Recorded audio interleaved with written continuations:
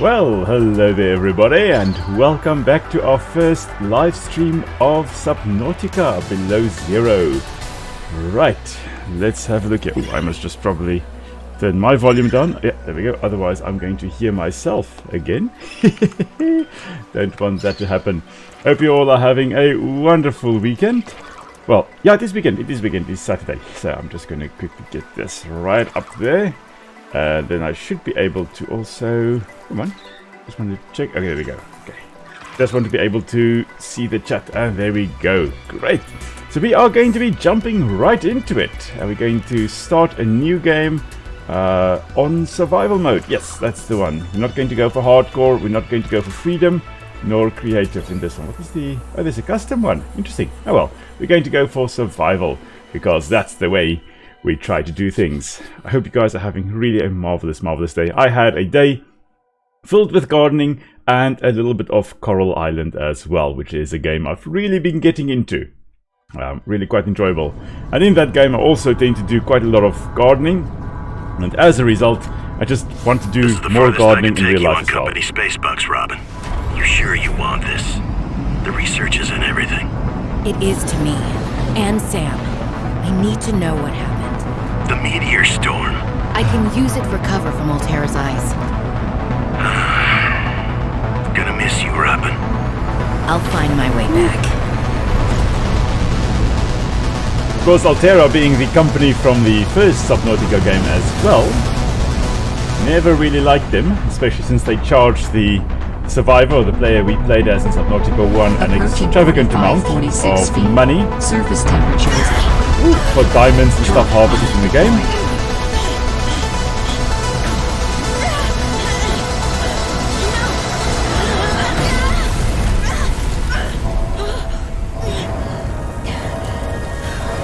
Alright. Oh. Hello there, Ayman. Glad you could join us. We are back in Subnautica this time. Subnautica Below Zero. Right on time for us as we just crash landed here. Okay, now of course. Let's just check. I don't think there's... Oh, okay, well, yeah, there's definitely nothing in there anymore. Okay. Okay, let's have a look. Let's grab everything we possibly can. Anything, no, that can be useful. New blueprint synthesized. Okay, let's just grab a whole bunch of stuff. I have not played this game in ages. Now, of course, we've got to keep an eye on our temperature at the bottom there, because we do not want to accidentally end up being too cold. I'm not sure why I'm collecting all these flares, but I guess rather safe than sorry. At least we don't have to craft any then. Of course, we have got a nice little meteor storm hitting here as well. I think I grabbed everything I possibly could. As we're starting to get cold, here we have a thermal lily, which is a plant that seems to Did not go as planned. well result in a whole bunch of I heat should find a way emanating into off the it. water and get to the drop pod. Hello there, Pauline. Welcome. Glad you could also make it to this wonderful alien planet of ours. Let's have a look here. I haven't actually played Subnautica Below Zero before. I've played a little bit. I think I've got 10 hours in the game. Just kind of mucking about a little bit. Subnautica 1, of course, I finished. That one was on the channel. This is quite a fun game and so pretty. The fact that this thermal lily is actually giving off heat means that it has some kind of ectothermic reaction happening, where it's taking somewhere in the roots here, as it is attached to the rocks here, it's extracting some kind of mineral, and in the process of breaking that down, it seems to then be releasing some heat, which we then of course can use to warm up our hands. And our cat Memphis over here is deciding that he is hungry. It is dinner time for him, so he's just going to be munching on the side here. Right, heading the right direction, I think. Yes, I am. Whole bunch of thermal lilies along the canyon here. Now, of course, the air temperature over here is more extreme than the water temperature. The temperature of the water we're going to be heading into. Even though the water temperature is cold, it generally will not go as cold or get as cold as it is up here where we currently are. So we should be quite alright if we jump down. Although apparently if you actually stand still for too long in the game here, your character also starts freezing. Temperature also starts dropping. So we have to keep moving. It's basically just because our body is generating some heat as we are swimming around, a little bit of movement, and that keeps us nice and toasty, nice and warm. If we start to stand still, unless you go and pee in your wetsuit, you are going to start getting a little bit colder. You need your muscles to be moving around. We are, of course, as you can see here, we are in the polar regions of the planet 4546b that we have explored previously, although we previously explored more the tropical areas. This game here is now set in the polar region, so the water temperature here would actually be quite cold, really, really cold, but we've got our wetsuit on. So I'm not sure whether we've actually got a wetsuit or a dry suit. Let's have a look here. Yeah, we see it doesn't give us any idea, but a wetsuit, basically you have water trapped between it and your body, whereas a dry suit keeps your body dry. That's the idea, at least. The wetsuit, then the water that is trapped between your body and the suit itself, that water then slowly but surely heats up. Oxygen. Oh, we need to get to the top here. Oh dear, are we going to make it? Keep on forgetting that. Oh yes, barely. Ah. Right. Okay, so we don't have any tools yet, I'm afraid. So I'm going to go, as soon as we get to our drop pod there, I'll probably be making as much of that as we possibly can. Scanning things, of course, really, really useful. I think our sister that we'll find out about as we go along. Our sister was a scientist for Altera, the company that we are working for, or are here for, or our sister at least was working for them. She was a scientist, and we are trying to determine what on earth happened to her. As far as I recall, she passed away, and we are trying to figure out why she died. Okay, so we're going to be grabbing the scanner, or making the scanner as soon as we can here, just so that we can have a look at everything around us in this beautiful, beautiful world. Really just gorgeous. Right, let's go into our little base over here. This is our little base of operations. Right, let's have a look here. So there is a my sincerest recording. condolences on the passing of your sister. I got to know Sam better towards the end of my mandate with Altera on 4546B, when we were thrown together as basemates at Outpost Zero. She spoke often and fondly of you. I thought you should know, it didn't sit right with me when Altera blamed Sam's death on negligence. The Samantha Ayu I met was many things. Kind, clever, devoted to her work, but never negligent. I wish I could offer you something more substantial, but my access to information has been cut off. You may be in a better position to look into things than I am. If you're able to, Delta Station was our HQ. They were in a big hurry to leave, and there might still be information to be found there. It has a big radio tower, impossible to miss. I hope you find the answers you seek. Lillian Bench. Thank you, Lillian. Well, So Sam, that's a little bit of a I might message. as well gather some tools and resources before starting my search. Oh. Hope that radio tower's as easy to spot as Lil said. Yeah, we'll have to look for the radio tower at some point. We have, however, got swimming around. Where is it now? There they are. So this planet's versions of penguins. I think they're called penwings, I think they are. And of course, as with penguins on Earth, also spending quite a lot of time on the ice floes over here.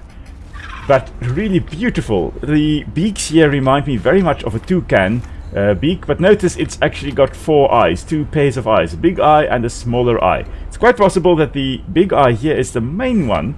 We actually are, that it uses to look for food, and the smaller set of eyes may just be for depth perception or light detection or so. I think it's actually on the underside, which could mean that it's actually not light and dark. In some cases you have things like certain... Okay, fine. Let's go underwater. So in a lot of things like frogs, for example, and some reptiles like tuataras. Oh, it's a hailstorm. Cool. Like tuataras, which are a lizard-like lizards from New Zealand. What they have is basically a third eye, where they have a little semi-functional eye at the top of their head which detects light and dark. So if a shadow is cast over them, they can actually detect that, which allows them to see if predators are approaching them from above. So it's a very and basically also for the night and day cycle. So the circadian rhythm also helps quite a lot with that. Now I thought that, you know, if the penguins over here have got the second set of eyes at the top of their head, then that could be that they're using that to detect shadows or so, but it seems that they're most likely actually using it. So if we just go back here, in the hailstorm, doesn't matter, but that second set of eyes at the bottom there, as they're swimming around, that set is pointing down. So they may actually be trying to look below them to see if predators are approaching them and actually trying to attack them from below. Similar to how great white sharks would do, where they lunge out at seals and so in the water by attacking from below. These penguins here would hopefully be able to spot that before it gets too close. So a predator before it gets too close. Ribbon plants. Can be used in energy storage. Okay, so that's basically like our equivalent of the mushrooms, the acid mushrooms that we had in Subnautica 1 on the first game. Now we have got ribbon plants, which will contain the compounds necessary to actually make batteries, and that is going to be the first step in making our tools. Just going to check if there are any more ribbon plants down here. Doesn't look like it. Let's break the limestone in any case, get some more titanium, and then we're just going to quickly swim through here, head more towards our base again, so that we can get our scanner. We can get the battery, then we can get our scanner running, and that means we'll be, or make our scanner, and that means we'll be able to scan all the weird and wonderful creatures that we encountered. Yeah. I was a little nervous about dropping into an unknown area, but luckily, this biome seems to have an abundance of minerals I can use for tools and upgrades. I didn't want another situation like Bizantos 5. When Xenoworks dropped me off, there were barely any resources. I survived off the land for 3 months with just a knife, my lucky PDA, and some rope. I am still kind of proud of that, though. Okay, scanning at last. In There we goes go. a battery and titanium, out comes a scanner. Every xenobiologist's favorite tool. This planet has some fascinating flora and fauna, and I can't wait to learn about them. This will also give me access to a greater tool set. I'm assuming Altera left behind tech that I can scan for blueprints. That should make surviving and exploring out here a bit easier. Don't worry, Sam. I haven't forgotten I'm here for you. But it can't hurt to do a little research on the side, right? I know you would have done the same. I will find out what happened to you. I promise. Interesting, this twisted mandrake plant that we have below us over here. We don't have a torch yet, so we can't really properly look at it. But it has got, it seems, photosynthetic parts at the top here, and then this tuber would be probably energy storage. It could be that here in the polar region of the world, where it's furthest away from the equator, like on Earth, you could have 6 months without any sunlight. It's quite possible then that these twisted mandrake plants still survive because they can photosynthesize during the normal New times, creature or discovered. when summer, when there's sun shining down on them, and store excess nutrients in their bulb over here to then actually use during the winter months when there is no sun available.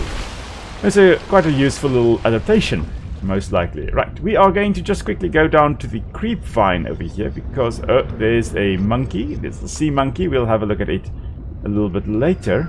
But we need seed pods, cluster pods. There we go, from the Arctic creep vine over here. So similar to the creep vines we encountered in the first Subnautica, except this species is now, of course, adapted to cold conditions, or extremely cold conditions. So we're just going to grab, okay, inventory is full. That's fine, that's fine. Oxygen. Yes, we're heading to the surface. Right on cue. Right. We of course need to get a nice bigger oxygen tank so that we can actually survive and stay underwater for longer, without dying, so without drowning or potentially drowning. this little guy over here, very similar to our peeper that we encountered in the first Subnautica, in the more temperate or tropical regions. This one being the Arctic peeper, adapted for life here in the very, very cold conditions. Most likely would have a slower metabolism in order to Calorie survive. intake recommended. Yes, I need to eat. Yes, yes, yes. Of course, as you are in colder regions, if you're trying to maintain your body temperature, like we are trying to do, it is quite difficult, and that you Vital are signs constantly stabilizing. using energy just to keep your body temperature up. So you need to eat a lot in order to still survive. Let's just quickly have a look here. We need to make silicone rubber. I think let's make some more silicone rubber, just because we can. And then we are going to finally... Oh, we're going to make that. There we go. Now we'll be able to swim a little bit more quickly. Also, we'll have the survival knife. That's also going to be quite useful. Right, the only weapon I believe we'll have in this game. Let's put this as number 1 and that as number 2. Oh, I keep on pressing escape instead of tab. Right. What to do. Right, let's open up the storage here. Let's store those for now. Store those for now. Store that for now. Right. That should be alright. Let's just have a look. Tool-wise, flashlight would be useful, but we need more batteries. Equipment, titanium would be very useful. Now that we... sorry, oxygen tank would be useful. Now that we have the knife, we should be able to go and cut some of the creep vines over there to also get the... to make the mesh. Creep vine samples, we can use that for the mesh. Just going to collect some creep vine samples over here. New blueprint synthesized. At the same time, we also have to beware that little guy. Hello, sea monkey. Hello. We're going to scan you, but of course, as we are scanning him, there is a chance that he's going to try and steal that which we have in our hand. They're quite adorable, but oh my word, I have lost a few sea glides, and I've lost a few scanners to those guys when I first played the game. Yeah, anyway, right. Into in here.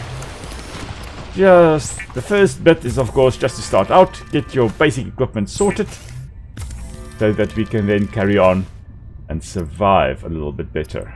We can also make some water here. And then... oh, we need titanium that we have here. Ah, come on. I must really remember that escape is not the button I'm supposed to be pushing. Let's get an oxygen tank so that we will now be able to breathe for longer than just 30 seconds underwater. Okay, we can now stay, I don't know how long. 72, okay. A little bit longer than we could have. Or that we were able to stay underwater. We can now stay underwater. Quite a lot of loud sounds underwater here. Could be glaciers technically moving. They would make quite loud sounds.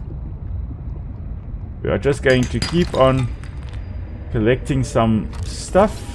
Let's just scan everything we possibly can. A coral bridge. Now, formed by rapidly growing coral polyps. So coral being starting out as one individual and then actually splitting to create large coral that we typically can see.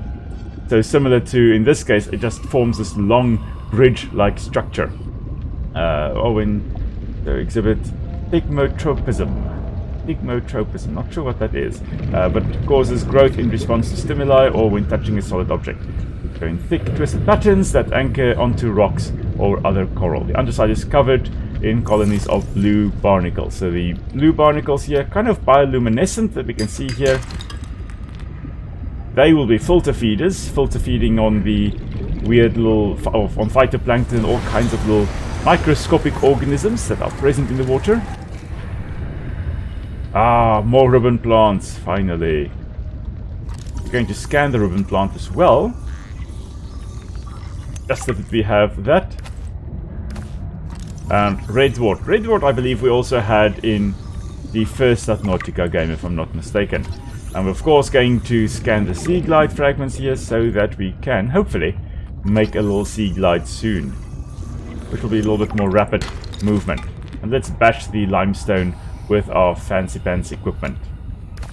Right, there's a more ribbon plant, and more and more and more. More and more and more. Right. Let's just keep on having a look. What have we got here? Bullseye shroom. Interesting. Okay.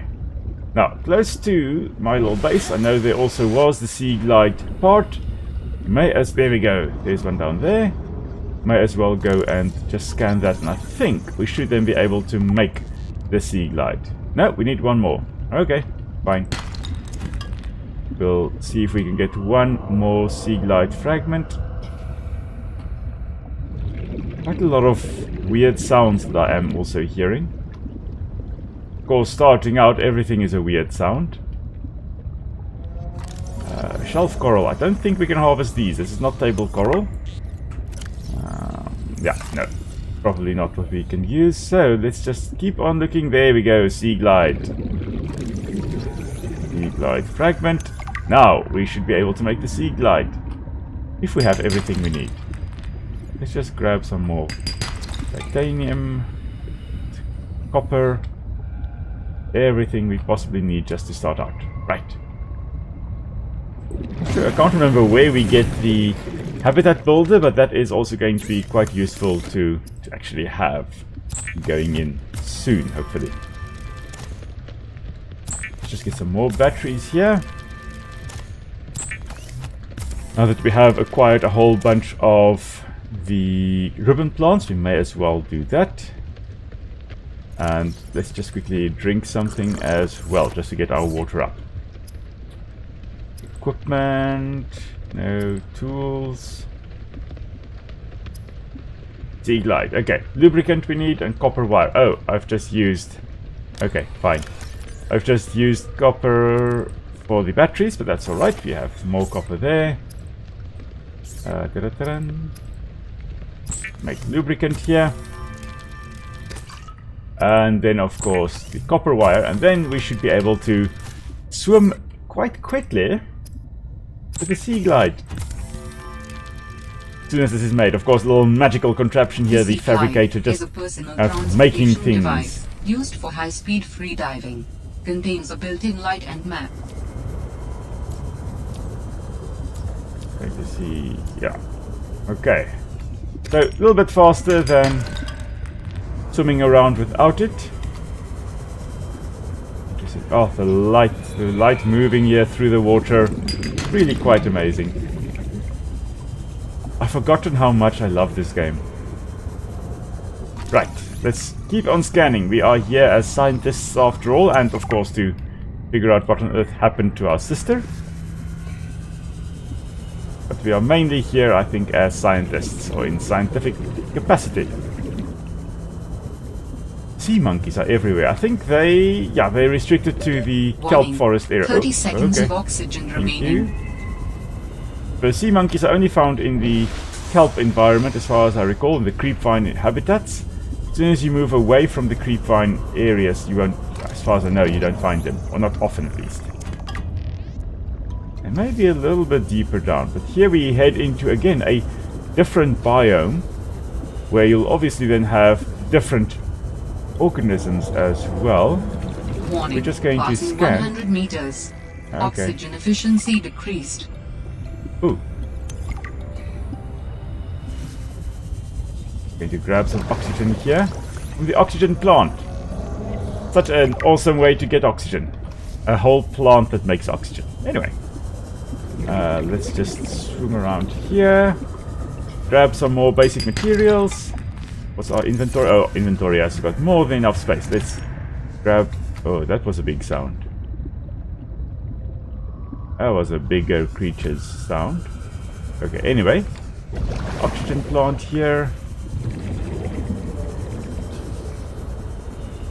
For a moment I thought we had crash fish here. This looked like crash fish.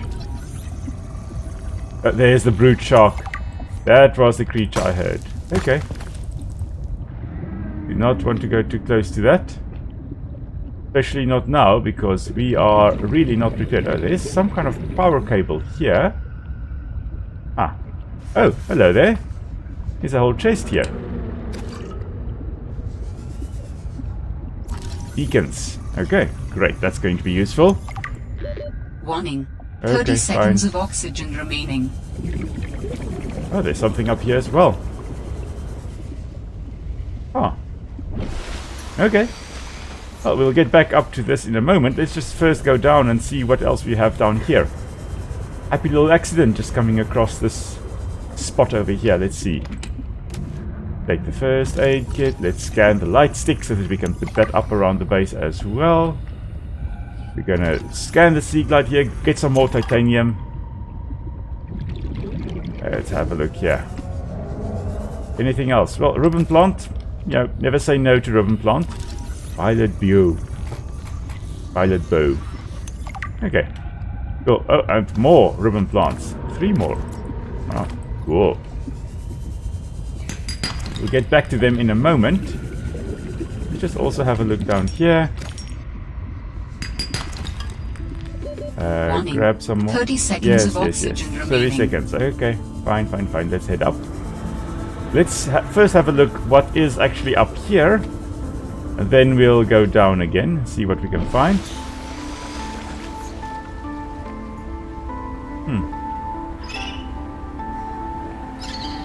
Okay, there should be a way to get up. Could be a ladder here somewhere. Not sure where. Okay. Ah, here's the ladder. Okay, there we go. We have the technology. We have the ladders, you know. Mineral detector. Oh my word, this is going to be useful. And a desk. Yes. Dangerous weather approaching. Seek shelter. I will seek shelter in a moment. I am first running around, picking up everything I possibly can, scanning everything I possibly can.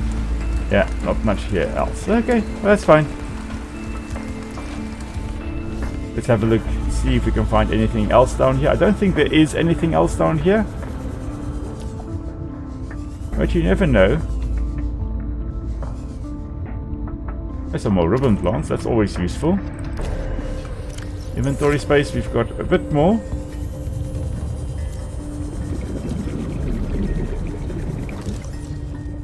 Grab some salt, because why not? Right. A good start, a good start, I think. Let's just have a look here, get some more oxygen. The whole idea, I think, with the oxygen plant here is that it obviously gets light, or sunlight, then photosynthesizes, and in the process of photosynthesis, you have oxygen being excreted as a byproduct. And then, of course, it's basically fills up that little bulb at the top there with the oxygen. Not sure why it would actually do that, unless it is filling it up with oxygen so that... Ooh, okay, we don't want to go in here now, we're going to come in here in a moment. I think it may be filling up the oxygen there so that it can disperse its spores, so that that little bulb at the top there is actually higher than it is, so that it can then just form spores at the top there and disperse it in the ocean currents. Not sure, that's just my thinking, what I'm thinking there. Let's have a look here. We've got... Okay, what have we got in here? Mobile vehicle bay fragment. Okay. That is useful. Let's just keep an eye out for anything else in these sea monkey nests. This apparently is a very useful place to actually get resources. Okay, nothing else here. Okay. Just quickly have a bit more of a look-see to the side. What have we got here? The glide. We've already got that, but 30 okay. seconds of oxygen remaining. Okay, lady. We'll quickly go get some oxygen. Okay. I think that's pretty much it for that area. Let's first go back to our base and quickly drop off a few things. It's a hailstorm above us, so really not a good idea to be above the surface of the water now. Being down here, of course, quite nice and safe. Safe from the storm. We've got a scaly mole anemone. Oh, wow. Look at that. So this would most likely be some kind of sea anemone. Calimore anemone prefers shallow water and ample exposure to sunlight and exists in a symbiotic relationship with a species of vibrant algae that live atop the anemone's trunk. These algae thrive in the sun and create a thin, scaly bacterial mat around the structure of the anemone as they feed on other microorganisms that filter through the anemone's water space. Okay, so we've got a very nice mutualistic relationship going on here. This greener color at the tip here, that will be the algae that the game is talking about, that the PDA is talking about. They are known as zooxanthellae, and they're actually algae that live within the cells of, in this case, the anemone. Coral, like the shelf coral we've got over here. You see that greenish color there? Well, that is also due to the zooxanthellae living in the coral cells. So they've got a very, very close relationship with that. The algae, of course, then photosynthesize and give some of the sugars to the anemone in this case, or to the coral in this case over here. And the coral provides a structure for the algae to live in. So a safe place to live. New Going to creature grab a discovered. rootfish over here. Okay, our inventory is full, that's fine. But quite cool, I think. Let's just have a look here. Let's cook some fish over here. Hoopfish, which we also encountered in the first Subnautica. We're just going to grab that, eat it, and drink some boring old filtered water. And then store a whole bunch of stuff. Everything we possibly can. We've got 2, 4, 6, so let's grab 3 copper and make extra batteries because we can. And we need to have as many batteries as we possibly can in order to make sure that when something runs out we can quickly replace it. Okay. I don't think we've got any objectives per se. Our idea is to simply, find out what happened to our sister. And that's about it. So the rest of the time we just kind of explore and see what we can still find. We're just going to grab this bladderfish because we can use it just to get more water as we are exploring the depths. And while it is nighttime, a lot of these fish are a little bit more sluggish. They're not as quick. They are diurnal. They are active during the daytime, and at night they will still be able to pick up the vibrations using their lateral line, the line they've got along the side of their body there. They will be able to pick up vibrations in the water from us, for example, swimming around. They can pick that up, and they know that, oh no, there's danger approaching. Maybe I should swim away. But by actually... Ooh, what have we got? Oh, it's still quartz. Warning. Passing But they're not 100 meters. as quick Oxygen efficiency to decreased. move around as they would be during the daytime because they don't spot the predators as easily. They don't see them. Ooh.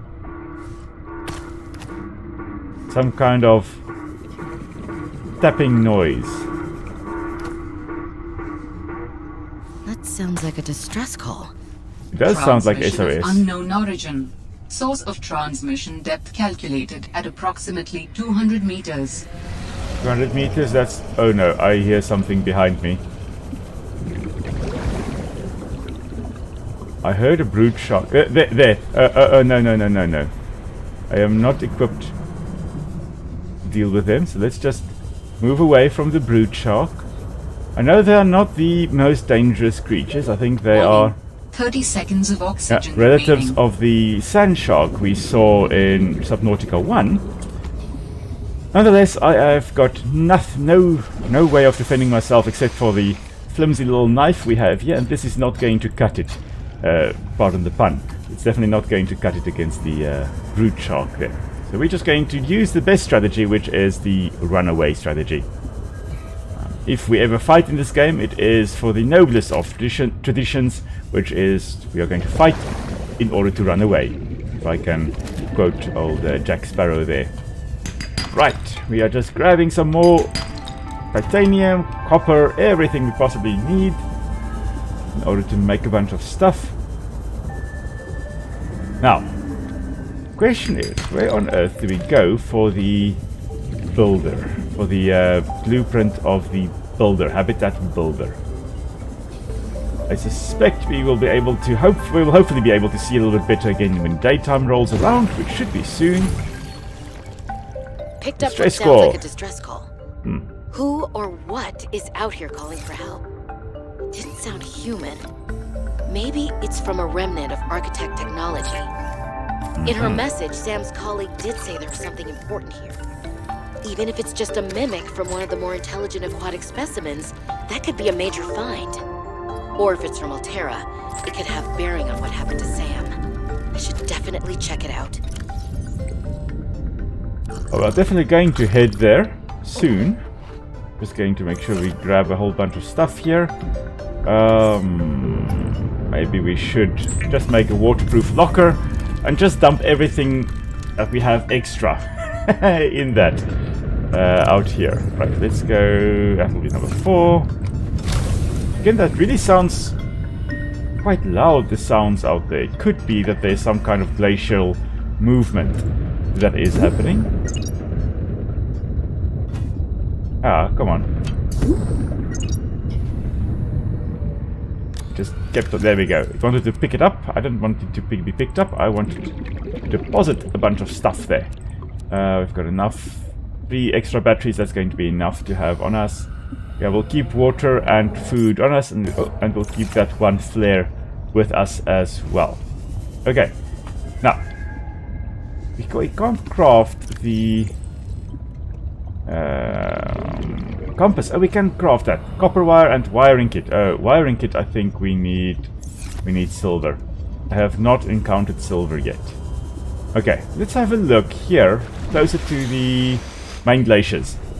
So as glaciers move, or expand, they tend to push rocks in front of them. And in the process of doing that, they would most likely create, in this game at least, and in real life they would also create that, at least to some extent, they would create little areas that are filled with rocks that had been pushed ahead of the glacier. And in the game here, that's one of the best places to go and find, as far as I recall, things like silver and other minerals that you need at the start of the game. And we're just going to look for one of these little nooks and crannies. Also just have to keep an eye on my oxygen levels. What was that? Oh, that is something that is not happy with us. Okay. We're going to swim away from that. And just jump in again. Oh. What have we got here? We've got a frost anemone. This is quite cool. Wow. So what you'll have here is some kind of ancient plant animal thing, and extending it, well, it forms this hard casing, and then it forms this polyp over here. And you can see this polyp over here is retracted. It doesn't have any of its tentacles out, whereas these ones here have got their tentacles out. There's that thing that shoots brine at the person. You don't want to be caught by that. I'm going to ignore it. Anyway, so it will be using its tentacles like those to actually trap food and then take it in to feed on it. So it's like a typical anemone, a filter feeder, feeding on a variety of smaller creatures that it catches. And we're just going to still look in here. We are still looking. We're going to grab that because it's going to be useful to eat or drink. We're looking at this here. Oh, hello. That thing is shooting super cooled brine, or super heated brine, I think, actually. Not super cooled, super heated brine at me. There's another one. Oh my word. They are everywhere. Right, there's a pinwing as well. Let's scan the Titan holefish. Now this Titan holefish over here, the weird little donut, it has oxygen for us, believe it or not. And oh, there's a little thingamajig. There's the thing that lives with it. We are going to grab the oxygen here. Not a lot of oxygen, but there's the other little creature. This thing, the symbiote, lives in very close proximity to the Titan holefish. Oh, and there's... Oh, no, brine ring.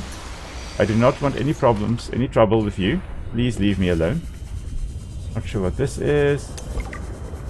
Oh, a creature egg. Okay, well, I've just stolen something's egg. Oh man, I really thought we would get at least some minerals over here. It seems not. Maybe a little bit deeper down here. What have we got here? This is argentite. Okay, argentite. A chance of silver. Okay, this is what we have been looking for. And we've got the grav trap. Okay, this is going to be useful to also have around our base to get a lot of food more easily. Right. Oh, galena. I think this can give us lead. Yeah, chance of lead. 30 seconds of oxygen remaining. Okay, the problem with this game, the difficulty, let's put it that way, not the problem, the difficulty of this game is that if you are swimming down below and you don't pay attention to where you are and you're starting to run out of oxygen, you may be trapped under the ice. And that is a real danger if you are diving in an area with a lot of ice. You have to make sure that you are somewhere where there is air above you. The other danger is this. Oh my word. Yeah, if we go too close, we are going to die, or start dying. That is what we call a brinicle, or a brine icicle, or an ice stalactite. They are formed when the ice, or the sea ice, actually starts forming. It's quite an amazing thing that happens. So, when sea ice forms, right, it's seawater that freezes, that forms this. But ice doesn't really have dissolved solids in it. It doesn't have salts in it. So the salts in the seawater, as the sea ice above here forms, the salts are actually pushed out of the water. Sea ice is actually quite porous. It's very sponge-like. And the salt then creates, or the salt that gets pushed out of the seawater as sea ice forms, then creates highly saline or salty brine. And that brine then starts seeping through little channels called brine channels in the ice here. It starts seeping down. Now, when you have solids dissolved in water, it doesn't freeze at the same temperature as normal water does. It freezes at a much lower temperature. So a much lower temperature is needed for that brine-rich water to freeze than for normal water to freeze. And therein lies the process of these brinicles forming. Because the brine, the salty water now comes out of the ice over here, seeps down, seeps into the ocean water, and it is colder than the ocean water is, and it's denser, it is heavier than the ocean water, so it starts sinking. As it sinks, however, because it is usually like below 0 degrees Celsius, or usually below 4 degrees Celsius, because at 4 degrees water will start freezing, but since it is below that temperature, the water that comes into contact with the brine, which is below that temperature, that seawater actually starts freezing. So as the brine sinks, the water around it actually starts freezing, forming this weird ice stalactite, or brinicle, a brine icicle. Now, as it is forming it, it has broken apart because the water temperature has risen above the point where it is frozen. Yeah, I was trying to grab that, but anyway, hello, Penguin. Anyway, so as it is formed, what can happen is it can actually touch the ground, and then that extremely salty water, we should probably go for air, that extremely salty water, which is extremely cold, then creeps along the ocean floor, killing anything or encasing anything it encounters in this icy water, or freezing it basically. So yeah, basically death for anything that can't move away quickly enough. Really quite amazing that it forms, and I think it's one of the things I was most excited about to see again here in Subnautica Below Zero. Oh, we found another little place to look at. Oh wow, that's cool. Let's see what we have over here. Please, please, please, give me the habitat builder. That's all I'm asking. Ah, jeez. These sea monkeys are gonna get me in trouble. This is the third shipment that those buggers have gotten their weird little hands into. Now we're running low on flares, and I'm gonna have to search nearby nests for stolen cargo. They're lucky they're kinda cute. Raccoons of the sea, yeah, they are. Ones. Okay, we are going to grab that in a moment to see what it is. We're just going to go up for air first. Then we'll head down again. Hey! Sea monkey came to steal my sea glide. Not today, little one. Beacon. Oh, I think we've already got the beacon, man. Yeah, we already have the beacon. Ah, unfortunately. Okay, let's see. What have we got here? Oh, this is some kind of little holodisc thingy. What is this? A pathfinder tool. Okay, cool.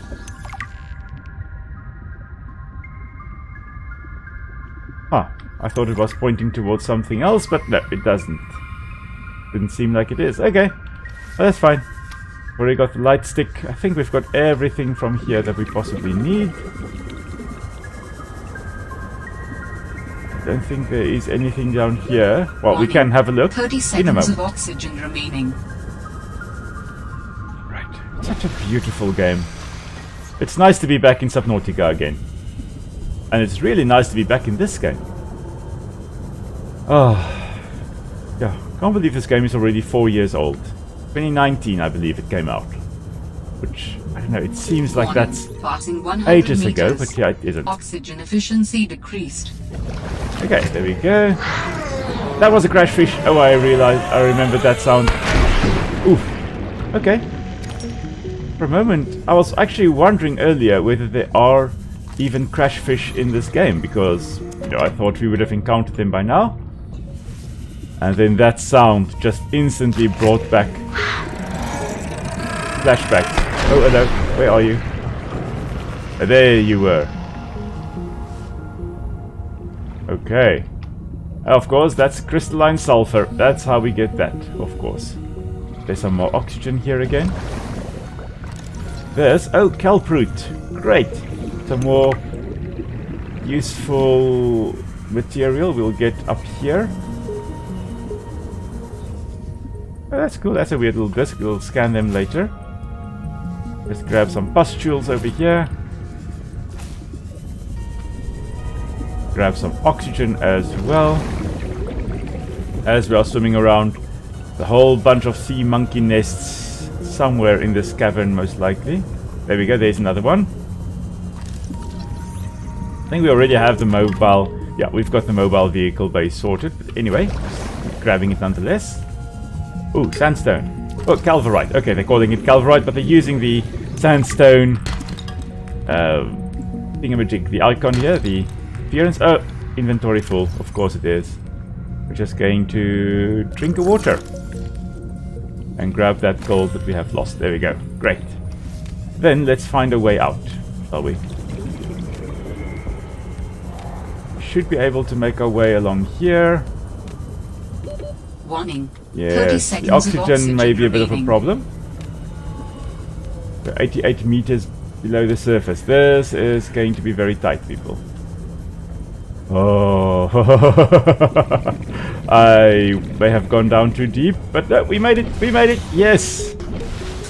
Oh, well, I can breathe as well. Right.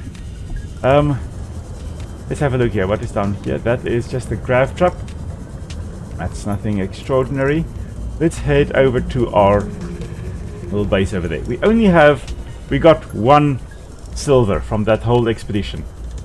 That was a... okay, out of battery juice. There we go. New battery. That was not the most successful excursions, I'm afraid. But anyway. Right, let's carry on along here. Such weird and alien life in this game. Love it.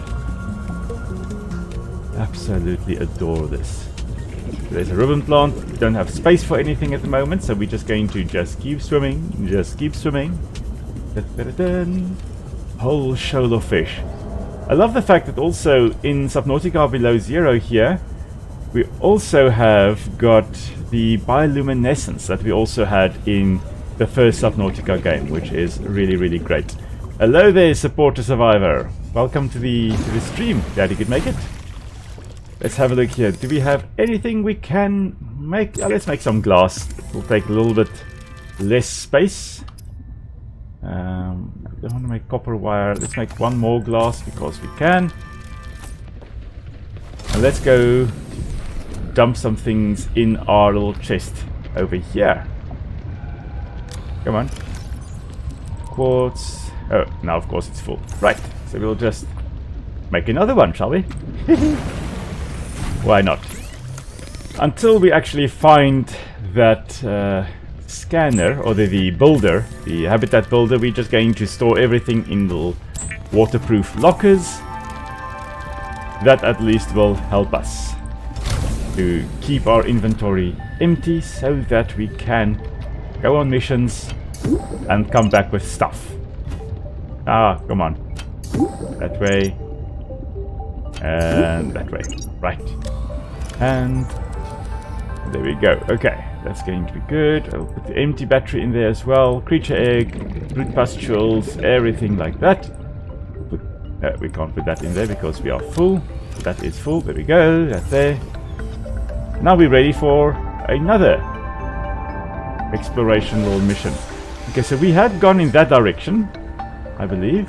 Yes. Let's head a little bit more in that direction, shall we? Right. Yeah, we need the silver. We need one more silver so that we can make a wiring kit, so that we can then make a compass. Ooh, that's cool. That's going to help. Let's go have a look at what this supply cache holds for us. And as we are swimming around, we've got sea glass. I've got enough titanium for now. We'll probably run out of titanium soon, but nonetheless, we are going to not go for that now. See, I would really expect some rocks containing things like silver and stuff being pushed ahead of the glacier here. This looks like a spot that you really would find the glacial moraine, which are the rocks that are pushed ahead of a glacier. 30 seconds. It looks like the spot you would find that. Nonetheless, we're basically at the supply drop. It's right below us here. And we are also going to grab the beacon, because why not? Use So beacons to beacon. mark traverse territory. Show or hide the signals of your choice with your Xenoworks PDA. Now with surface support. I'm telling you, Sammy, you see some weird things when you spend half your day in a sea truck. More vandalism? Was it the sea monkeys again? I don't think so. I can't shake the feeling this planet is cursed. There's no such thing as a curse. Yeah, you're probably right. That's nothing. You wouldn't want to hear about it anyway. Just a huge creature frozen in ice. What? Where? In a cave, not far from your lab. And here's the extra weird part. As soon as I called it in, they closed off the area. Don't want anyone going in there. But why? Sammy, I'm no biologist, but I think there was something wrong with it. Its skin just seemed off. Alien. An alien on planet 4546b. No, I'm serious, Sam. Something ain't right. Wish I could show you, but I can't get back in there. You can't. But I might know how to. Whatever you're thinking, we never had this conversation. Right, so of course there's the whole thing of there's some kind of weird big creature. Ah, there we go. That was silver, wasn't it? I think that was silver. Yes, we have got 2 silver now. Great stuff. Let's grab some more silver while we are here. Of course, we are going to hopefully... Oh, there, hello, Crashfish. I see you. Yes. Come, go boom boom. Yes. Of course they go boom. There's a nice little... Well, I say nice. It's a defense mechanism. But it means that they kill themselves in the process. But the idea is that they're trying to protect their eggs, which would be somewhere there. Basically, I just picked up its egg. It was trying to defend the egg by blowing up in my presence. So to either scare me away, that sound definitely manages to scare me away most of the time, from an area at least. But it was trying to keep its egg safe. And then it died, and I still raided the nest. So yeah, it wasn't very effective at its job there. Let's grab some more gold here. And let's just keep our oxygen levels topped up as we are swimming around down here. I think we have already been in here, at least partly. Did not grab that anyway. That was a little bit too close for comfort. Just this boom. Okay, let's grab that. I've still got some space. Let's have a look up here. I did see another nodule. There we go. That's just titanium, but I'm looking for silver. There we go. Thank you. Okay, I was just about to say, we should be able to grab some more oxygen again. Okay. If you time it right, you can actually stay down here quite a long time with these oxygen plants, just going back and forth to get oxygen as your oxygen is goes down.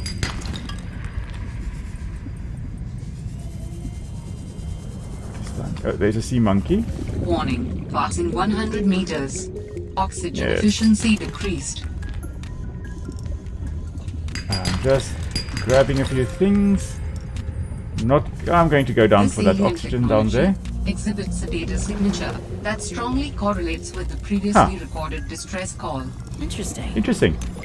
I'll bet I can use this new data to identify where that call was coming from. Okay, let's just head Signal up location again. uploaded to PDA.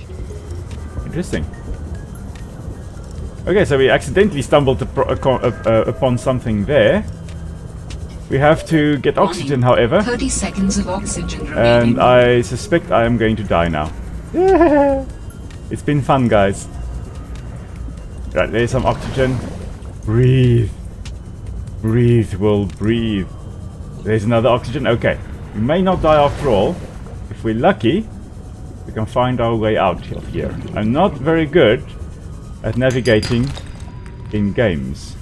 Like, give me real life and I will be able to navigate out of a place relatively easily. But put me in a game world and I struggle. Well, also, put me at nighttime and I do battle. Because I'm usually good at navigating when it comes to using the sun. Not so good. Right, let's have a look here. Is blowing up as a defense mechanism a thing on Earth? I'm trying to think whether it is. I can't recall ever encountering or knowing of a creature on Earth that does that. I know of plants that, for example, will have explosive fruit, but that's to disperse their seeds. It's not so much to defend them against anything. Some plant species do have a mechanism where if you touch them, they will fire, well, not shoot, but they will put little spikes in you. And of course there are the closest thing we can get to that on Earth as a defense mechanism is the pufferfish, which does blow itself up but not blow itself up in the process. So they just take in a lot of water to then puff up their bodies to appear bigger and make it a little bit more difficult to swallow it. And if you're looking at, I don't think, yeah, we haven't scanned it. Let's have a look here. I don't think we've scanned that little explodey fishy. Carnivores? No, we haven't. But if we're looking at the crash fish, that's the name.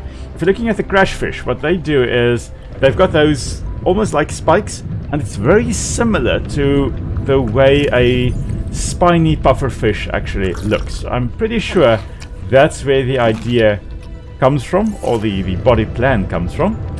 But as for defense mechanism like that, blowing up, it's firstly, if you are going to blow yourself up, then you haven't defended yourself, you just died in any case. And if you're trying to defend your eggs in that way, well, as soon as you've blown yourself up, your babies are again vulnerable. So I think over time, if there were anything on this Earth that actually did blow themselves up as a defense for their babies, I think they've gone extinct a long time ago. We need copper with us. Let's just grab one more copper from somewhere. From there. And then we can make ourselves a compass. Let's have a look here. So I think it is over here. Compass, copper wire, and wiring kit. Brilliant. We can make both of those. And then that will at least allow us to navigate a little bit more easily. Now we'll be able to see which direction we are going and have gone and need to still go. Oh, we really have a lot of things everywhere already. Okay. Oh, I wanted to check. Oxygen tank. We've got the fins, we've got the standard oxygen tank. Oh. Anyway, mineral detector. That is a useful thing to also have. A copper wire, 1 titanium, and 1 silicon rubber. That is what we still need. Okay. Copper wire. Let's put these 2 batteries that are not flat. Let's take the 1 and let's... No. Yeah, let's put the batteries in here that are not flat. Let's take that 1 battery that is flat. That is in here. We'll take that 1 titanium, copper wire, battery, and silicon rubber. Okay, silicon rubber. There we go. There's the silicon rubber. That will allow us to get the mineral detector, which I believe is very similar to the scanner room. It's basically just a mobile scanner room. When the babies are at a good stage of life to survive and explore on their own. That's actually a good point there, Sips. If you have your offspring and you've kept them safe up to a point, and you are pretty sure that they will now be able to survive without you and actually are then able to reproduce, then you can blow yourself up. There are a lot of animals that only have 1 reproductive attempt. They are called semelparous organisms. So semelparity, and also HICIPs. So there we go. Let's just quickly put that up as number 5. Oh my word! They've actually made it that if you make it with a flat battery, then really, then it is a flat battery. That's yeah, that's sad. Anyway, so. Yeah, as I was saying, you have a whole bunch of animals or organisms that are semelparous, that they have 1 reproductive attempt and that's it. Think, for example, of octopus. The females there will only once be able to breed and then they die. They actually don't eat at all during the time when they have their eggs that they're taking care of. So what they'll do is they have their eggs, they take care of it, and as they are taking care of it, they don't eat at all, eventually starving to death. So they are doomed as it is. But if you now have the ability to ensure that those babies survive by killing yourself and hopefully either injuring or killing the thing that is attacking you, then that may actually be a viable strategy. But it can only be once their babies are at an age where they are able to survive. So yeah, that's an interesting point there. Nice extra food if the babies may eat meat.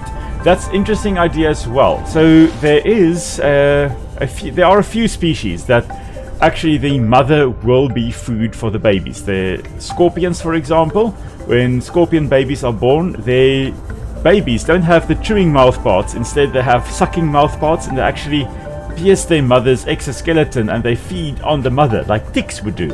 So it's quite weird. The mother is like a living source of food for them.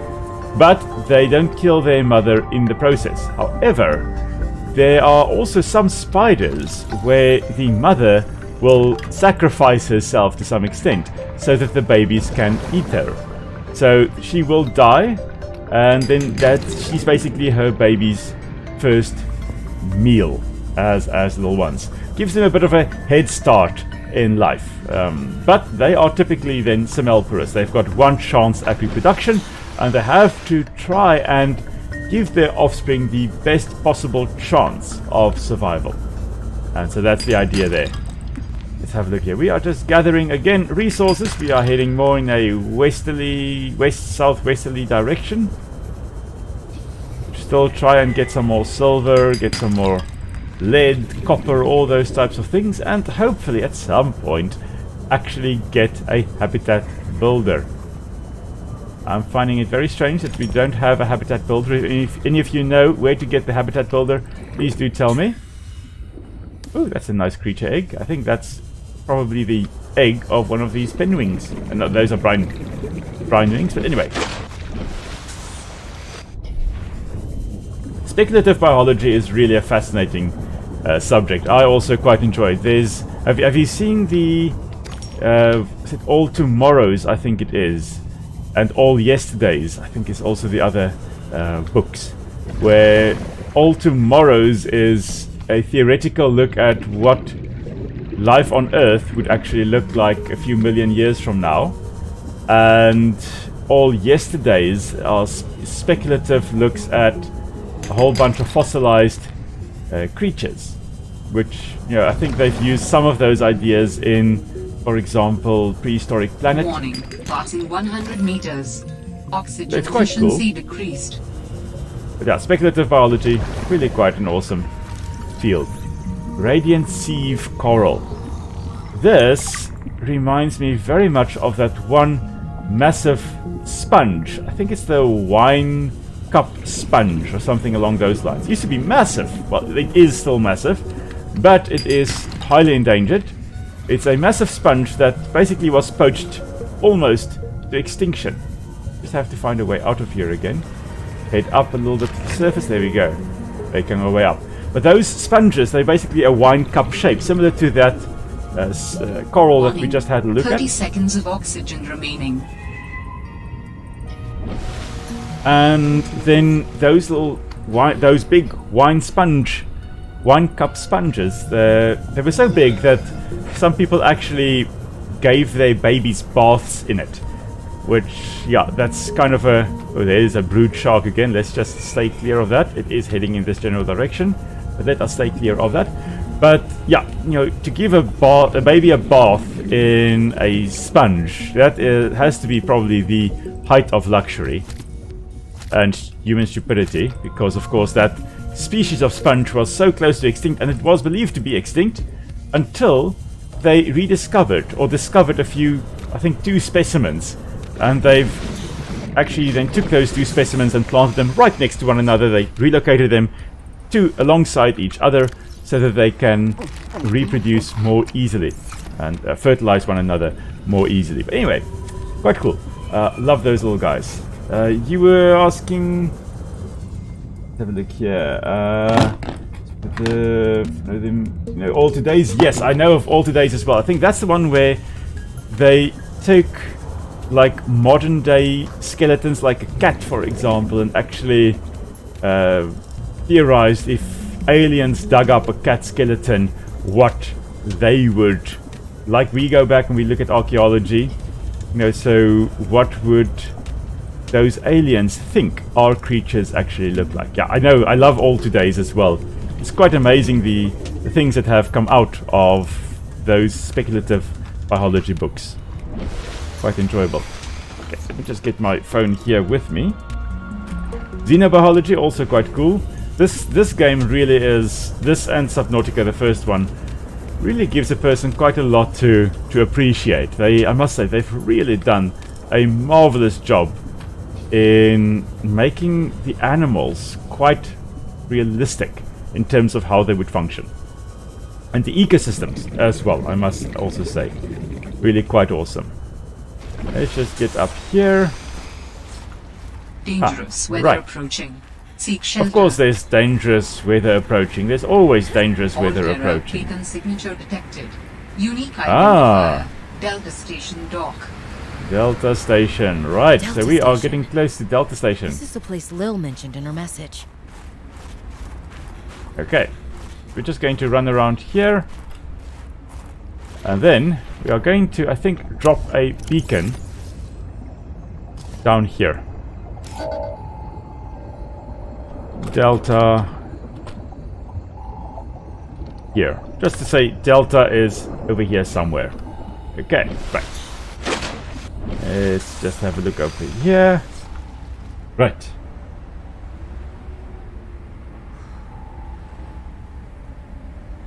Oh my word, hummingbird bloodsuckers. I can just imagine that. Yeah, I mean, with a beak that looks like that, it really does look like it could be some kind of vampiric bird. It just kind of uses it to drink blood from the creatures that it encounters, or that it hunts down. And with those rapid wing beats, I mean, you would imagine they would be quite quick. They'll dart in, drink a bit of blood, and then dart out again. Let's have a look here. I think this we can't access yet. No. Oh, but wait, we've got copper ore here. Haha. That's what I was actually looking for, these fissures. Oh, and now of course our inventory is full. Okay, nonetheless, here we'll be able to go through when we have our laser cutter. Warning. 30 seconds of lady. oxygen remaining. Ooh, let's not swim right into the jelly, shall we? Right.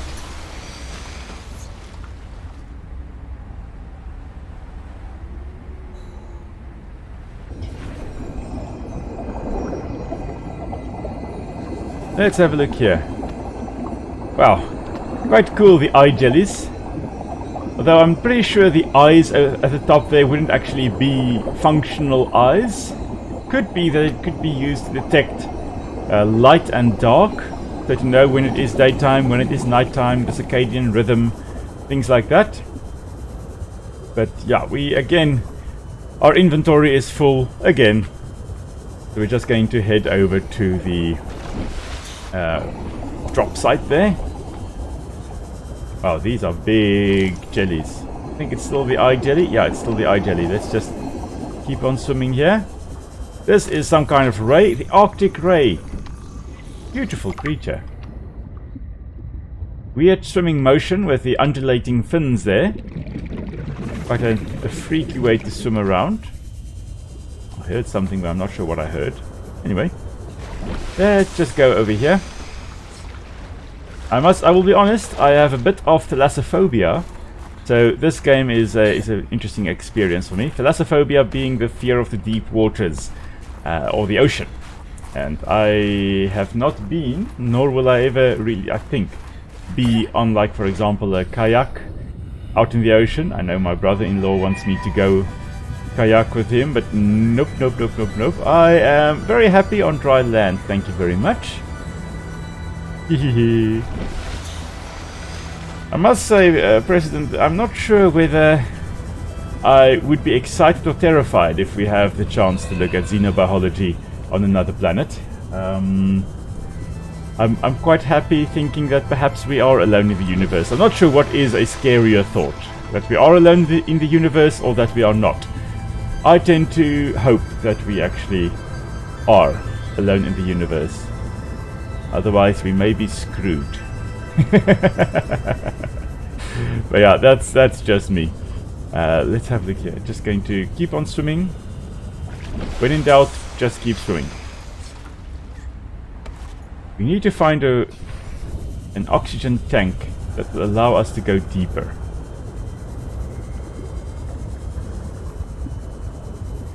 But we are basically here at our base.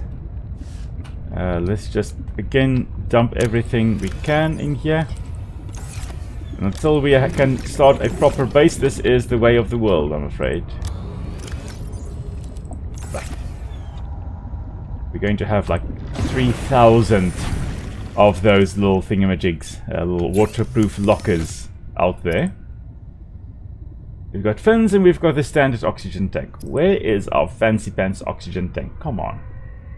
And also, I don't know if we've got those things. Flashlight we don't need. We've got the wonderful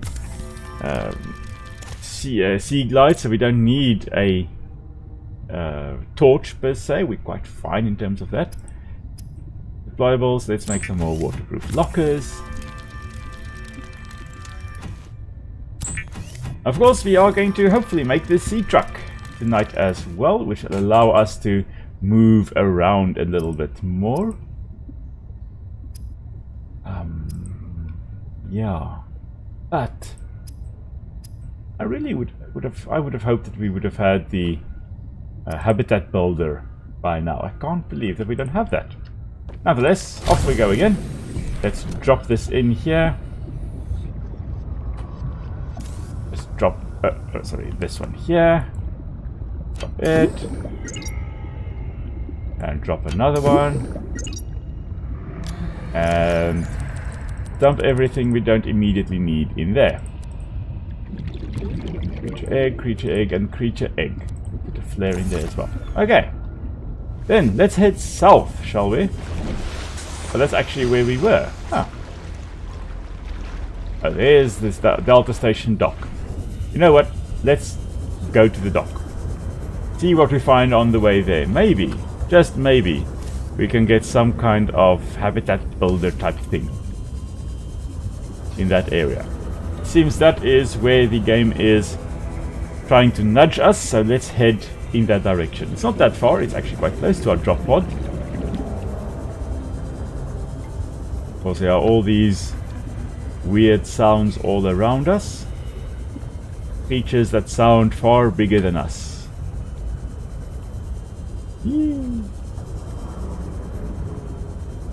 Yeah, I think people that didn't know they had thalassophobia, when they play this game and they hear sounds like that, they will get thalassophobia.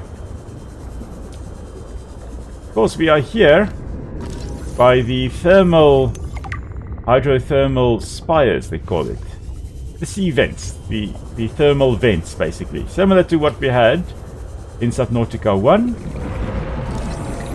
Oh no. There is a biggish creature. Oh, is that the Aurora that we've got up there? Yeah. Oh my word. As far as I recall, the Aurora is when the photons hit the atmosphere. Maybe, or magnetic field. Something to do with the magnetic field. And the, yeah, I don't know. It's marvelous. I've never seen the Aurora. Would love to one day. But what do you mean it's gone? Where did it go? You found some trouble somewhere in the deep twisty bridges and decided to jettison modules? Yeah, I had to jettison a module. I got free, went back for it. It was just gone. And you think someone stole it? Or something. I didn't lose it, that's for sure. I'm careful with my tools. I'm sure you are, but you have to admit there have been a lot of sea truck accidents, and they're rather expensive. You wanna follow me on a few runs tomorrow? See what it's like? Conditions are way harsher than anything I ever imagined. I don't know if you could really understand it from inside your base. That won't be necessary. Thanks for your time. I'll write it up as an accident. Alright, poor Fred, the sea truck driver, just trying to make his way in life.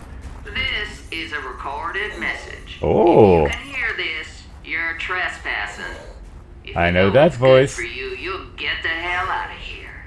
Ooh, it's too cold, too cold. Let's head back in. Let's just warm up in the water here.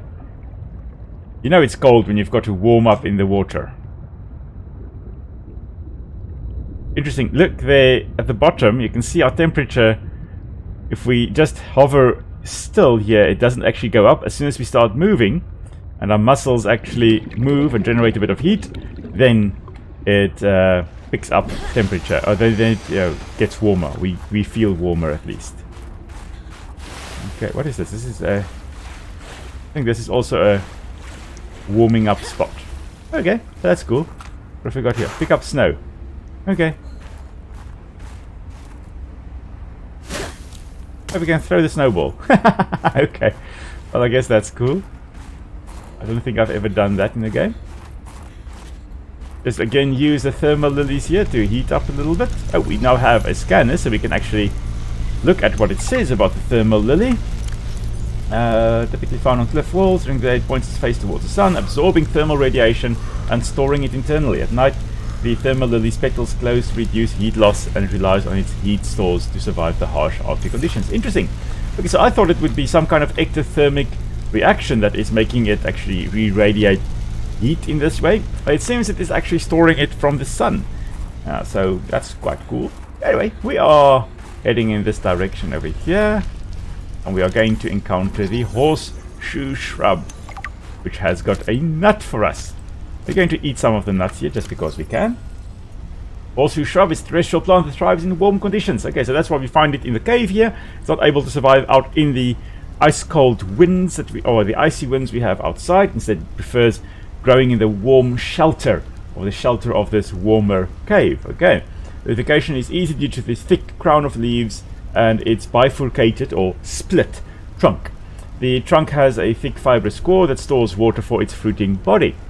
Certain fruit can be harvested and planted and could be a sustainable food source. Yes, we are going to eat a lot of this. It seems it doesn't spoil. That's quite cool. Okay, it gives us health, food, and water. More food than health, and more health than water. Okay, so a nut being a typical dry fruit like we have over here. Hello, Cinnamon. Of course, Cinnamon, our little kitty, has to say hello. Hello, say hello to everybody. Oh, ooh, she is so upset about the fact that I pick her up. Come on, Cinnamon. Yeah. Come. Of course, she is demanding something to eat. Anyway, dry... Oh, I accidentally pressed the continue walking button. So, dry fruits like this wouldn't need a lot of water, so that's why... Or wouldn't contain a lot of water, that's why we have very little water we actually get from that shrub nut. The idea is that it will be germinating when there is rainfall or some kind of event. So, it's not relying on water stored in itself there. Anyway, we are just going to carry on, and I'm sure nothing bad is going to happen to us at all as we are running around ignoring the pre-recorded message that was played. I'm just going to run up here. Okay. Oh, that is too hot. Oh, I think I may have hit it, and it is defending itself by being hot. Okay, anyway, we are just going to keep on walking, running around up here. That's cool. And of course we have a little colony here of the... Let's have a look. It's penguin.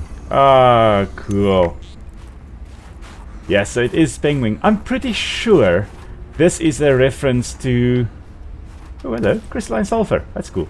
I'm pretty sure the penguins over here is a reference to Benedict Cumberbatch when he did a documentary on penguins in New Zealand, and there are these penguins swimming around in the fresh water in the rivers, and he could not call them penguins. He kept on calling them penlings and penguins, and I think that is where the penwings, the name of these little guys in the game here, actually comes from.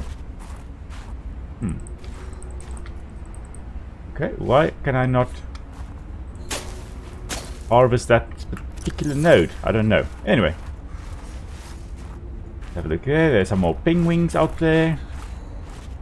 If you ever want to chuckle a little bit, go onto YouTube, look for Benedict Cumberbatch penguin, and you'll see exactly what I mentioned there.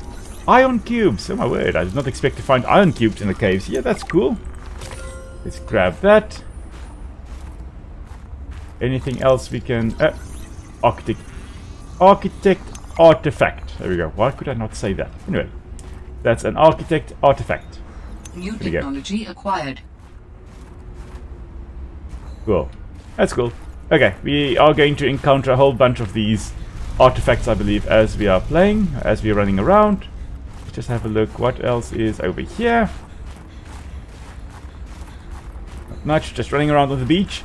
But things like penguins are very often, or in this game penguins, are very often found in these little island habitats because it's generally quite safe on an island. Very few predators around, so a nice place to actually raise a brood, raise your offspring, which is exactly what these guys are doing. Let's carry on. I may be lost a little bit. We're going to, I think if we go up here, I think we should be able to head up to the top there. That is the radio tower, I believe, that was mentioned in the recording. So we're just going to keep on running up the hill. Just keep running. Nice thing is there's no stamina bar in this game, so we can just keep on running, no problems. There we go, honeycomb fungus. Oh, this is a fungus. Interesting. Hardy fungus erupts from the thick ice shelf. It sends a collection of hyphae, that's the mycelial network, the body of the mushroom or the fungus, deep into the ice shelf until it hits permafrost. From there, the hyphae intertwine into a thick root-like system called mycelia cords. These mycelium, or mycelia, actually, the plural of mycelium is mycelia. These mycelia efficiently pull nutrients from the soil. Now, fungi are generally decomposers. Oh, we should probably find shelter. I forgot that I should not be talking as much when we're not in shelter. let's just, there we go, find shelter over here. Nice and toasty in here. But as I was saying, fungi are decomposers, so they will be breaking down organic matter, and that mushroom that we see is basically the fruiting body of the fungus.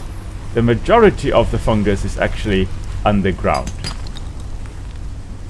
There we go. Grab some copper. I think this is also, yeah, tons of copper. We've got enough copper, I think, for now. What have we got here? Crystalline sulfur. Yeah, grab that. What have we got? What have we got? That is mineral detector. Yeah, we already have that, but let's grab some titanium in the process, I guess. That's some more crystalline sulfur. I think we now have enough crystalline sulfur, at least for a while. Quite warm in here. Oh, it's very warm in there. I don't know what I was thinking, but anyway, running through the very hot area, yeah, why not? And yeah, I'm pretty sure nothing bad is going to happen. Oh, hello there. Who are you? Right there, Altera. You're I'm not Altera. I'm not with Altera. Then your position is doubly precarious. What do you mean? If you're telling the truth, you're out of your mind. If you're lying, there'll be hell to pay. Wait! Who are you? Stay off my land. Bye, lady. Crazy lady. Wherever you went. Yeah. Ah, one of my favorite has been characters. As far as my technology will allow.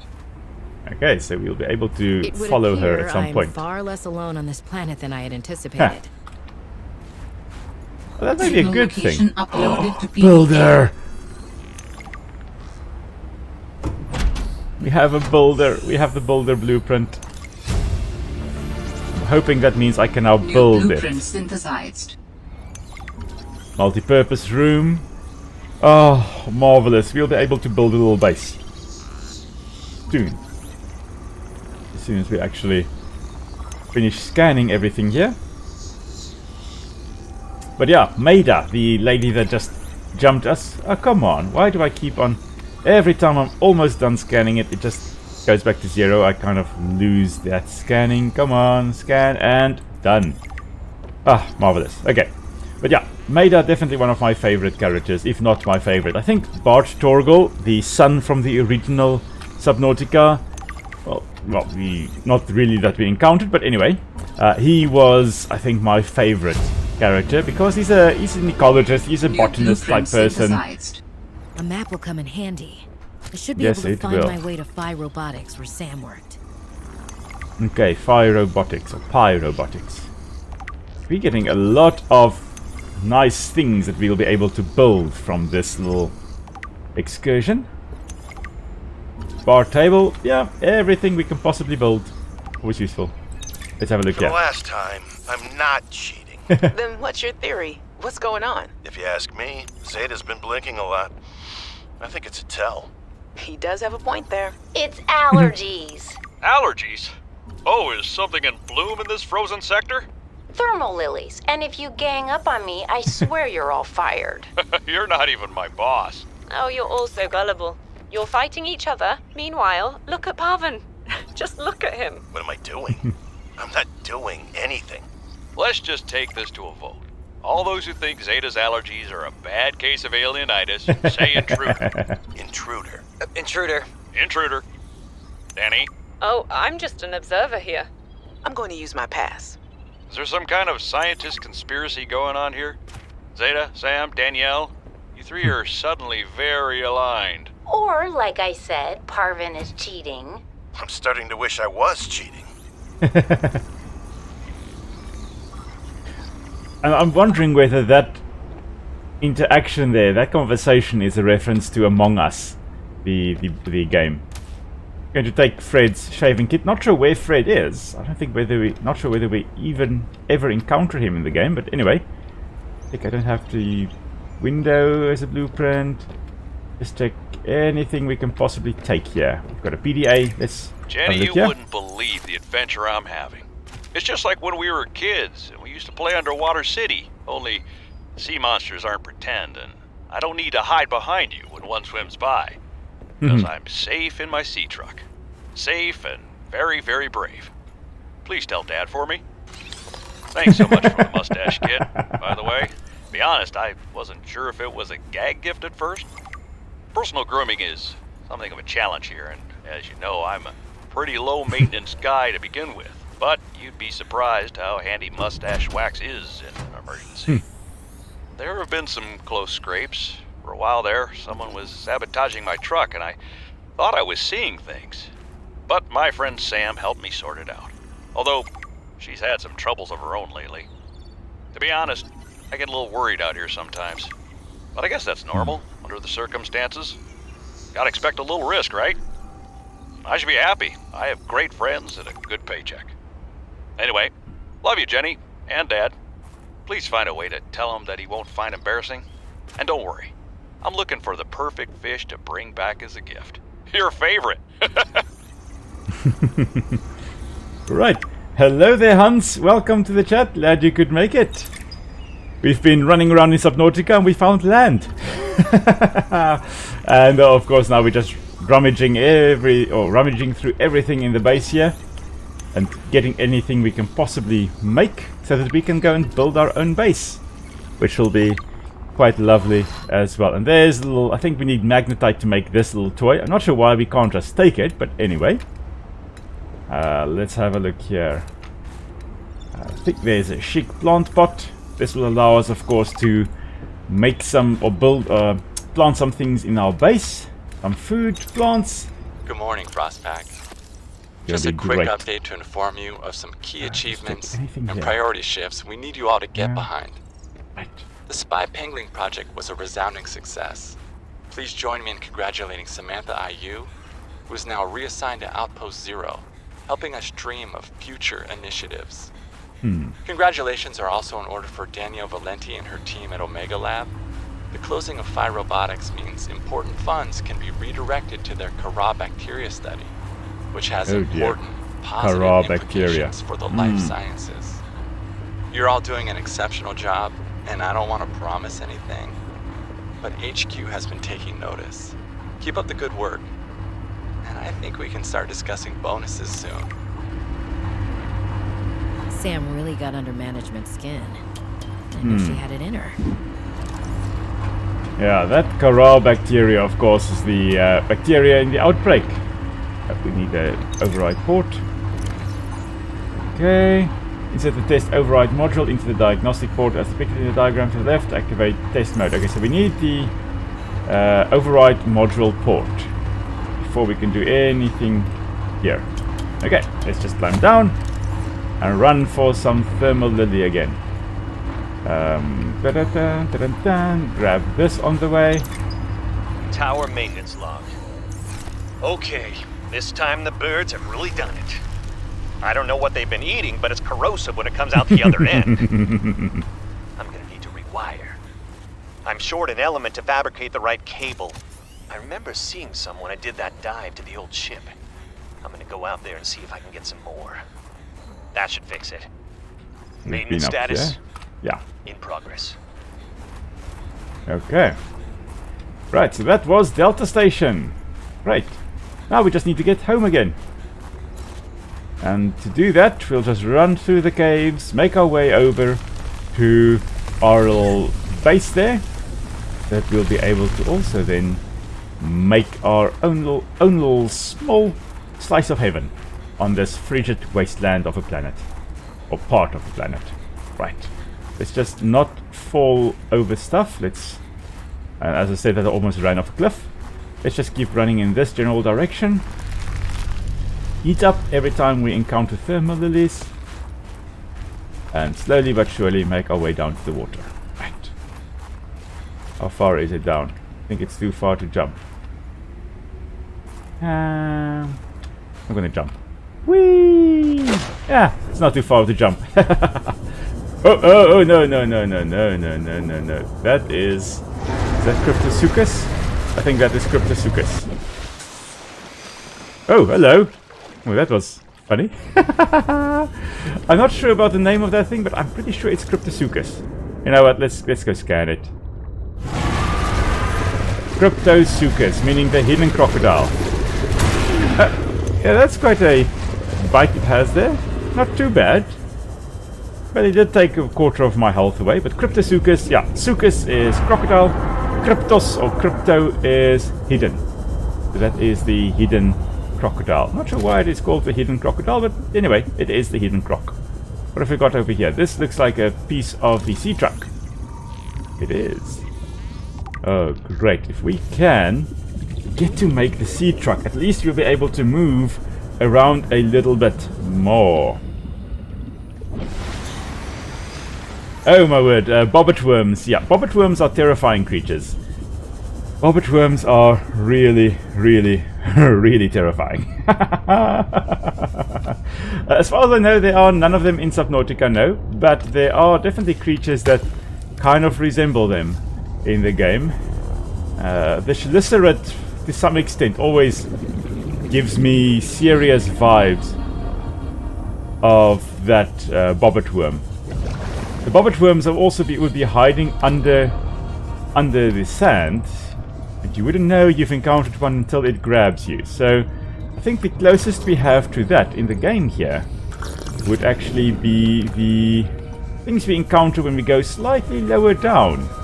There are actually some things that will shoot out at you, and I think that is the closest we'll have to bobbit worms. There we go, sea truck, the last of the three we need in order to actually make a sea truck. So let's head on over to our little drop pod there, start setting up a nice little base, and see where we go from there. Ho ho ho ho. Oh. Okay, this is going to be interesting.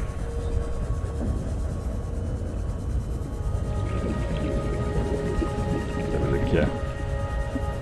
So the bobbit worms, they are in a part of the polychaete worms. Polychaete worm, poly meaning many, chaete I think are like gills, if I'm not mistaken. Oh, we're at the surface, oxygen is not a problem, lady. But yeah, the polychaete worm, they have got lots of little gills along the sides. But the bobbit worm in particular, they tend to open their jaws very much like an antlion, and then actually they're buried completely, and only these little jaws stick out. And when a fish, for example, swims past, they just slam shut on it, and then drag them underground, and then they're pretty much screwed when that happens. So yeah. Thankfully, none of that in here. Let's have a look here. What do we have to say? The one in the exosuit. Like I need to say which woman. And what the hell is she doing on this planet? It isn't exactly a happening vacation spot. She knew their terrain well enough to make a dramatic entrance by jumping off a sheer cliff. So I guess she's been here a while. But how long has she been following me? She said to keep away from her, or off her land. What in this frozen slush bog could she be protecting? Unless she's camped out somewhere. She's definitely heard of Altera, though. Did she meet Sam? Right, so here we go. We've got to make a wiring kit. We've got to make a computer chip, and we need 1 gold and a table coral sample. Okay, so we've got everything we need, technically. We just need to go and get the stuff that we need. Yeah, Hans, you say they're small, but I think there are some of them which are like 24 inches, like 60 centimeters size. They're quite big. There's a giant bobbit worm, which I would not want to accidentally put my hand close to that thing. That will be the last mistake I make. That's for sure. Let's just put this in there. Okay, 1 more table coral sample, which should be somewhere in here. I don't even know where I've put everything. It's just chaos. We're going to organize stuff in a moment. Do I have... I've got my 2 silver, I think. Yes, I'm pretty sure I've got 2 silver. Let's have a look here. Okay. Wiring kit.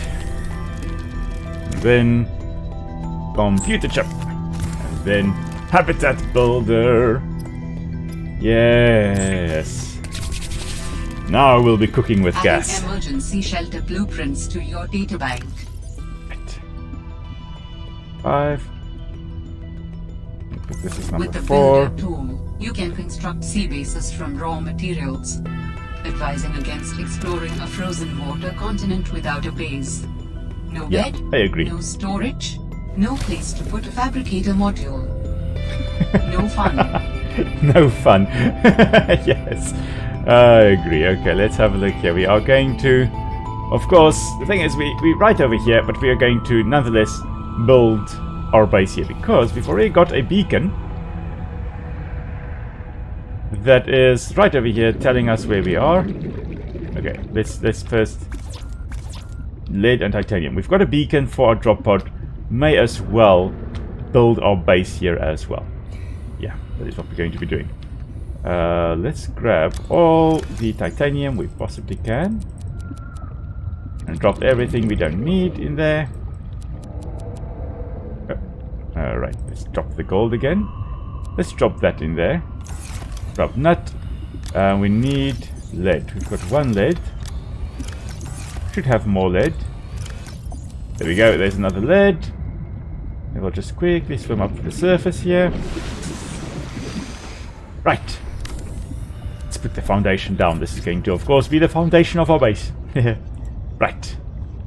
There we go. This thing here. Then, of course, if we can put the solar panels on top, they are going to be out in the sun, which is brilliant. The question is, which direction is the sun, technically? That direction. So it is also moving north. So we are at the south pole of this planet, because the sun is currently to our north. It's to that side, definitely, rather than to the southern side. So, in order to be accurate or scientifically accurate as possible, let's put down the solar panels in such a way that they are facing the northern part. This one is facing northwest. This one will be facing directly north. This is going to be the midday one. And then this one is technically going to be like northeast. And we have to go down to actually heat up, because we are dying of the cold up there. What do we need? We need quartz, titanium, and copper. So 6 quartz, 6 titanium, and 3 copper. Shouldn't be a problem. Nothing in this one. 3 copper, 2, 4, 5, 6. Okay, and then 6 quartz. That may be the problem. That may be the limiting factor. Oh, I need 1 more quartz. Let's have a look here. Oh, there we go. Now I'll be able to get power to this base as well. That's going to be good. Aha! Oh yeah, the man of war. The what we call in South Africa, we call them blue bottles. Although blue bottle is also a term we use for blowflies. But anyway, the Portuguese. Oh, this one is facing the wrong direction. Anyway, let's just get rid of this, shall we? It's not show that we are incompetent in our job of putting up the solar panels facing the right direction. There we go. Let's put it up like that. Right. But yeah, the Portuguese men of war, they are really, really weird. They're technically 4 different species, in essence, making up one species. They are really very weird. In Subnautica, in the first Subnautica, we had the stinger, which was those drooping stingers. They are very similar to the Portuguese men of war, in that they technically are also 2 different species in a symbiotic relationship with each other. And each of the species will have its own function. You'll have with the Portuguese men of war, what you have is the pneumatophore at the top, so that's the floaty bit. Then you have the nematocysts. I think those are the ones that are the stingers that actually catch the food. Then you've got one group of individuals that are responsible for digesting the food, and one for reproducing. Yeah, it's really such a weird thing. Yeah, nature is wonderful and definitely scary as hell. Nature is extremely terrifying sometimes. Being a colony, not just one organism. Yeah. So that's, I think, as far as I recall, not the only thing. If you want to be a little bit more scarred, go check Siphanophores, I think. Let me just check. I think it's either Siphanophores or Siphonophores. Go look at what those things look like. They are deep ocean. Look like massive ribbons drifting around in the ocean current, consisting of a whole bunch of individuals, technically again forming a colony. And they have these needle-like sharpy bits that catch food. Stingers, basically. They are terrifying. The more we get into what on earth is happening in the world, in the ocean, the more terrifying it becomes. Let's just open... I need, I think, only quartz and... Man, give me quartz and titanium. That's what I need. Soon we are going to really start sorting things out here. Let's just grab more titanium, shall we? And I think there was a quartz there. Marvelous. Okay. Okay, so the question. Hi Token Hollow, welcome to the chat here. How do colony organisms transfer the nutrients amongst themselves after digesting food? That's a very good question. So what will happen, let's just double check. Yeah, we do have oxygen in here. So what would happen is that they have got this transfer. So the one part of the organism or the colony functions like a stomach, and similar to how we would be able to move the digested food or the nutrients to other parts of the body, so too they can actually transfer, because they're still connected as one. They can still transfer nutrients amongst parts of the organism from one cell to another. So through the cell membrane it will be transferred. Usually I think actively, because the cell membrane is selectively permeable, so it only allows through things like water passively, but it will not necessarily, proteins and stuff like that will need to be actively transported. So there would be transporter proteins, so proteins that are embedded in the cell membrane that actually attach onto proteins and then take it from one side, from one cell over to the next cell. So it would have to be actively transported. It wouldn't just ooze its way or diffuse its way through. So it would have to be actively moved across. We are going to finally be putting up some lockers here. Okay, we need a lot more titanium. That is what we're going to get now. Right, so you've looked up Siphanophores. So was it Siphanophores or was it Siphonophores? I'm actually quite curious at the moment whether it was with an A or an O. But yeah, they do look quite weird, and they're just kind of drifting around lazily in the oceans. It's quite amazing. Let's have a look here. I think I need to drink some water here, eat something. There we go. That's going to keep us going here, and of course a lot of titanium being used now. You put that in there, that in there, that in there, those in there, that in there, that in there, that in there. All these things that we're going to be using to decorate our base, we're just going to drop that in and take some more titanium, because why not? Right.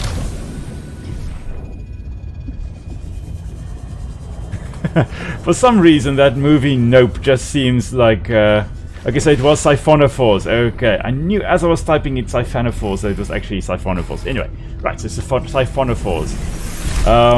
Yeah, that movie Nope just sounds like something I would go, nope. Nature is awesome and really, really terrifying sometimes.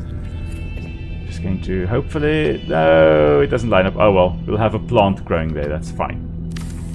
We'll put up a little plant there so that it grows and fills that space there. Going to put all the lockers that we possibly need in here. There we go. And then just go for the chic plant pot. Of course, why not? And then we can go and grab everything we... Oh, well, I could probably put a few things in, can't I? Yeah, I could probably put in a few things. Let's have a look here. Titanium we can drop in. This will be titanium. And then we'll grab a whole bunch of other stuff. Let's empty up these lockers. Okay, great. that one was empty. We'll just pick this one up as well. And empty this one as well. And grab 2 more things from this one. Right. Then we can actually go in here. This one we'll put as crystals. Tools, there we go. And this will include things like glass. And it's going to include things like the quartz as well.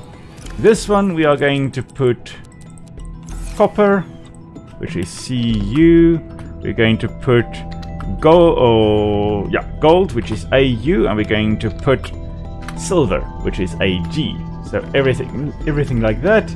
This we're going to put as biological. That will include stuff like our table corals and our eggs and our fish. Yeah, we're going to put ribbon plants in here as well, because that's where they belong. Right.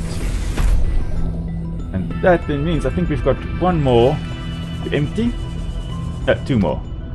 Okay, let's have a look here. Let's empty this one first. And just pick it up. And then what we are also going to do is we're going to make a trash can so that we can actually get rid of these empty containers. So that will be, is it under miscellaneous? Trash can. Permanently deconstruct unwanted items and safely release their constituent atoms into the atmosphere. Now, that's what they say. I'm pretty sure they're just polluting the air. But nonetheless, we are making a little trash can here. Like that. Just put it down there. And that will allow us to finally just get rid of those things there. We can also, in the plant pot, plant our shrub nut, which will now help us with food and water. Becoming more self-sustainable. Self-sufficient, I think is the term there. Right, let's have a look here. We'll have a few things in here. We'll take that. And we'll take it. And we'll empty that as well. Great. Oh, finally, no more random floaty lockers. All the lockers will now be gone. Okay, no more titanium in here. Biological. We've got those. No, that was a flare. We've got that. Crystals. Ion cube. Interesting. But it actually has a charge of 300,000. Crystals, I think, would also contain crystalline sulfur because it has got the word crystal in it. Oh, and come on, there was a quartz right there. This one, we've got 2 gold and 1 silver that we can put in. And then it's just that locker at the first drop pod down here. That is the only thing we still need to empty. Okay. Let us make silicone rubber and lubricant.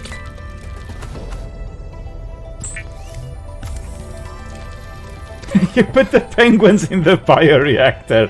Hey, DJ Logotron, welcome to the chat. I assume the little babies. That's cruel and unusual punishment.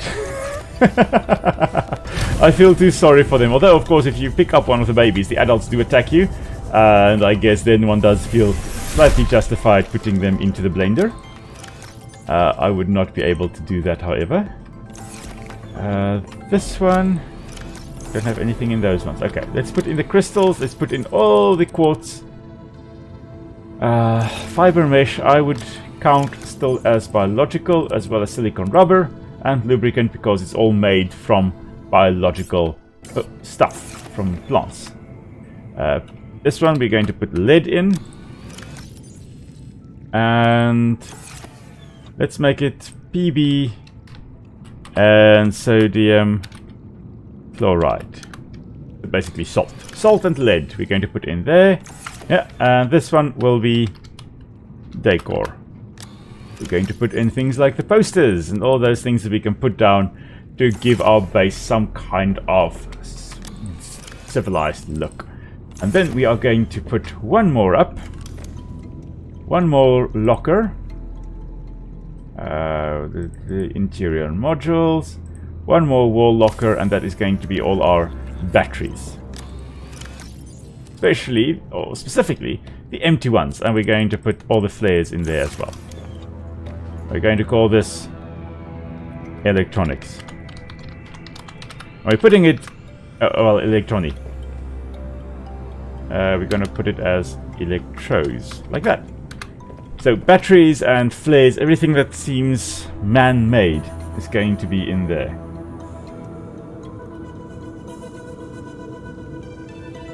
Okay.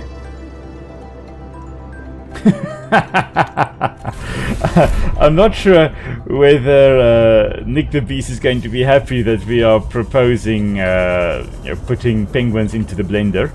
Anyway. Let's have a look here. That's some nice water there. I think we need to make a grav trap. I think that's what we need to do. We can make a grav trap. That's going to help things a little bit. Maybe. Can we no, we can't deconstruct this one. Anyway, what we need is 1 copper ore, 1 titanium. But very little in there, okay. 1 copper ore, 1 titanium. If we can then... Let's actually go scavenge a bit, because we need some more stuff in here, guys. If we can make that, we can easily grab fishies that come swimming past. That's good fish. Things like bladderfish that we can then use to make water. There we go. Right, let's have a look here. One more. I need copper. That's all I need. So. Come on, that's titanium. That's not copper. Give me copper. I demand copper. No! My demands are not met. Come on. Give me copper. 30 seconds of oxygen thank you. remaining. Okay, lady, don't worry. We'll get the oxygen. There we go. Right. Let's have a look. Now, we should be able to make the grav trap, which will allow us to catch fish more easily. Going to be quite useful. The creature eggs in the bioreactor. That one is I think a little less cruel. Anything you possibly. I tend to grow plants for the bioreactor. That is what I tend to do. Graft up. There we go. Right.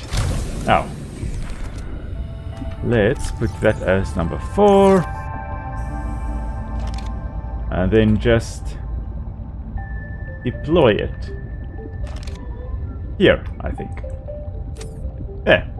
Now, of course, a gravity trap that's going to just draw everything closer, making it a little bit easier to catch our dinner. And our water. There we go. Perfect. Okay, we do need a fabricator in the other base as well. It's going to become very annoying to come here every time for this. Right. Thankfully, we have finally recovered in terms of health after our encounter with the Cryptosuchus in the heat vent area. So I'm very glad that we are... Well, we're at 96. We are as close as we're going to get now. Let's see, what do we need for the modification station? Oh, we need diamond. We don't have diamonds yet. Anyway, fabricator, copper ore, and quartz. That's easy. Let's go have a look for that. Copper ore and quartz. Again, we need our demands. We need our demands met here by copper. We're going to nonetheless just swim around looking for some copper. Please give me copper. No, that's titanium. Again, I'm going to demand copper. Sea glide, that's going to at least give us some more titanium. Titanium isn't bad. There we go. Quartz, finally. And that. Oh, I wonder whether we can perhaps have some more cracks in the rock here, giving us things like copper, but does not seem like it. Anyway. Going to grab whatever we possibly can. There we go, copper. And almost trapped under the ice, but not. Great. Down we go. There's another little relatively aggressive hunter. This is, I think, the brine wing. There we go, yeah, brine wing. And what it does is it uses supercooled brine to actually damage you. Now, as I was mentioning earlier with the brinicles, what happens is that brine, or very salty water, has a lower temperature at which it will freeze than normal water. So, in theory, what we have over here is the... And it also will boil at a lower temperature. Let's actually go have a look whether it says the brine wing shoots cooled or heated brine, because that's going to be important to know, just for ecological point. Animals, brine wing. Medium-sized predator known to spit super-cooled salt water to freeze its prey from afar. There we go. A large bladder on the brine wing's underside fills with seawater as it swims. Some water is filtered out through an internal membrane, leaving behind a strong saline solution. So what's happening there, in the brine wing's body, so there it is, in its body there's a membrane, it just filled itself with water. And what happens now is that it pushes through the fresh water, leaving behind the brine. And it's actually shooting that out. New creature discovered. I've picked up the symbiote. Okay. Hello there. You are in my inventory now. Anyway, so what it's doing is it's creating brine. And as I was saying, brine there, like we have with the brine icicles over here, the salt stalactites, or the brine stalactites, the brine icicles, they will freeze at a lower temperature. So you can actually super cool it, keep it cool, but still a liquid. So below 0 degrees Celsius, it will still be a liquid. So below 32 degrees Fahrenheit, that's a 1 Fahrenheit I know what, or 1 Celsius that I know what it is in Fahrenheit as well. Anyway, so the water that is over here is actually, the brine at least, as it is sinking down here, is less than 0 degrees Celsius. It is below freezing. And the brine wings then basically super cooling the liquid, keeping it stored. I'm not sure how it then is able to survive with super cooled liquid in its body, but anyway, it then uses that ice cold brine to freeze its food. So using the long little proboscis in the front there to shoot out super cooled brine. The brine, first of all, will clog the gills of the fish that they are shooting it at, so making it's toxic. Again, the brine wing would need some kind of special adaptation to not die itself, but let's say it does have the special adaptation that it needs. So it shoots the brine will kill the fish, but it also, the cool brine, the super cold brine, will also freeze the fish. And even if they are not killed by the brine outright, they will be frozen in place. And that's, exactly what happens there with it. Quite amazing. Really, really quite amazing. Welcome aboard, Captain. Thank you. We are going to be putting up the fabricator. We did not get copper, did we? No, we did not. Okay. Actually, let's... Oh, I can't do that. Okay, never mind. Let's actually... No, we can't... I'm trying to think. I don't accidentally want to put batteries into the trash can. Anyway, let's put the fabricator over here, shall we? Just because we can. We need 1 copper ore that we could get here. Yeah, we do. There we go. Copper ore, and I know we have quartz. And we have enough quartz. Great stuff. Okay, there we go. Let's put away our titanium. Let's put away our crystals. Our biological, we're going to put all the little fishies we have caught. We're going to put that in there. We are going to eat these old frost anemone hearts, because that's going to top up everything. And then... Oh, we've got enough water and everything. I think we can actually... we should build a mobile vehicle base. The truck upgrades, interesting. With the depth module, enameled glass, and plasteel ingots. How do we make enameled glass in this game? That's the question. Diamond. Ah, we need to find diamonds. Okay, we'll probably find that at Phi, or that one. Probably find it there. Okay, well, never mind. We'll get there. Deployables. A quantum locker. Oh my word. Storage solution which shares content with all other quantum lockers. That's quite cool. But we are at this one. Titanium ingot, computer chip, and a lubricant. Lubricant we already have. I always forget what the recipe is for the computer chip, so let's just put that there. 1, 2, 3, 4, 5. 1, 2, 3, 4, 5. That's going to be our 10 titanium for the titanium ingot. Then biological, we'll have our lubricant that we have there. Computer chip, we need table coral 2 that we have. We need 1 gold and 2 copper for a copper wire. That should be it. There we go. Okay. Copper wire. And then a computer chip. Then we are going to be able to make our deployable mobile vehicle base. Or mobile vehicle bay, not vehicle base. Come on. Let's have a look here. What do we need to actually make the sea truck? If we can start swimming around a little bit. Titanium ingot. Okay, that we can get. Advanced wiring kit. I think that's a computer chip and a wiring kit. Mixed 2 glass, 3 lead, and a power cell. Okay. Right. We will have a look at that in a moment. We're going to first put this mobile vehicle bay out again. Whee! Here it is. Okay. Useful. Now, let's go in here while we are in safety. Pin all, and let's just pin that. Advanced wiring kit, titanium ingot, glass, lead, power cell. Power cell should be silicon, rubber, yeah, and 2 batteries. That's doable. Advanced wiring kit. Advanced wiring kit. That'll be here. Wiring kit and a computer chip. Yeah. Again, we're going to tab that. We know we need 2 silver. That'll be here. That's there.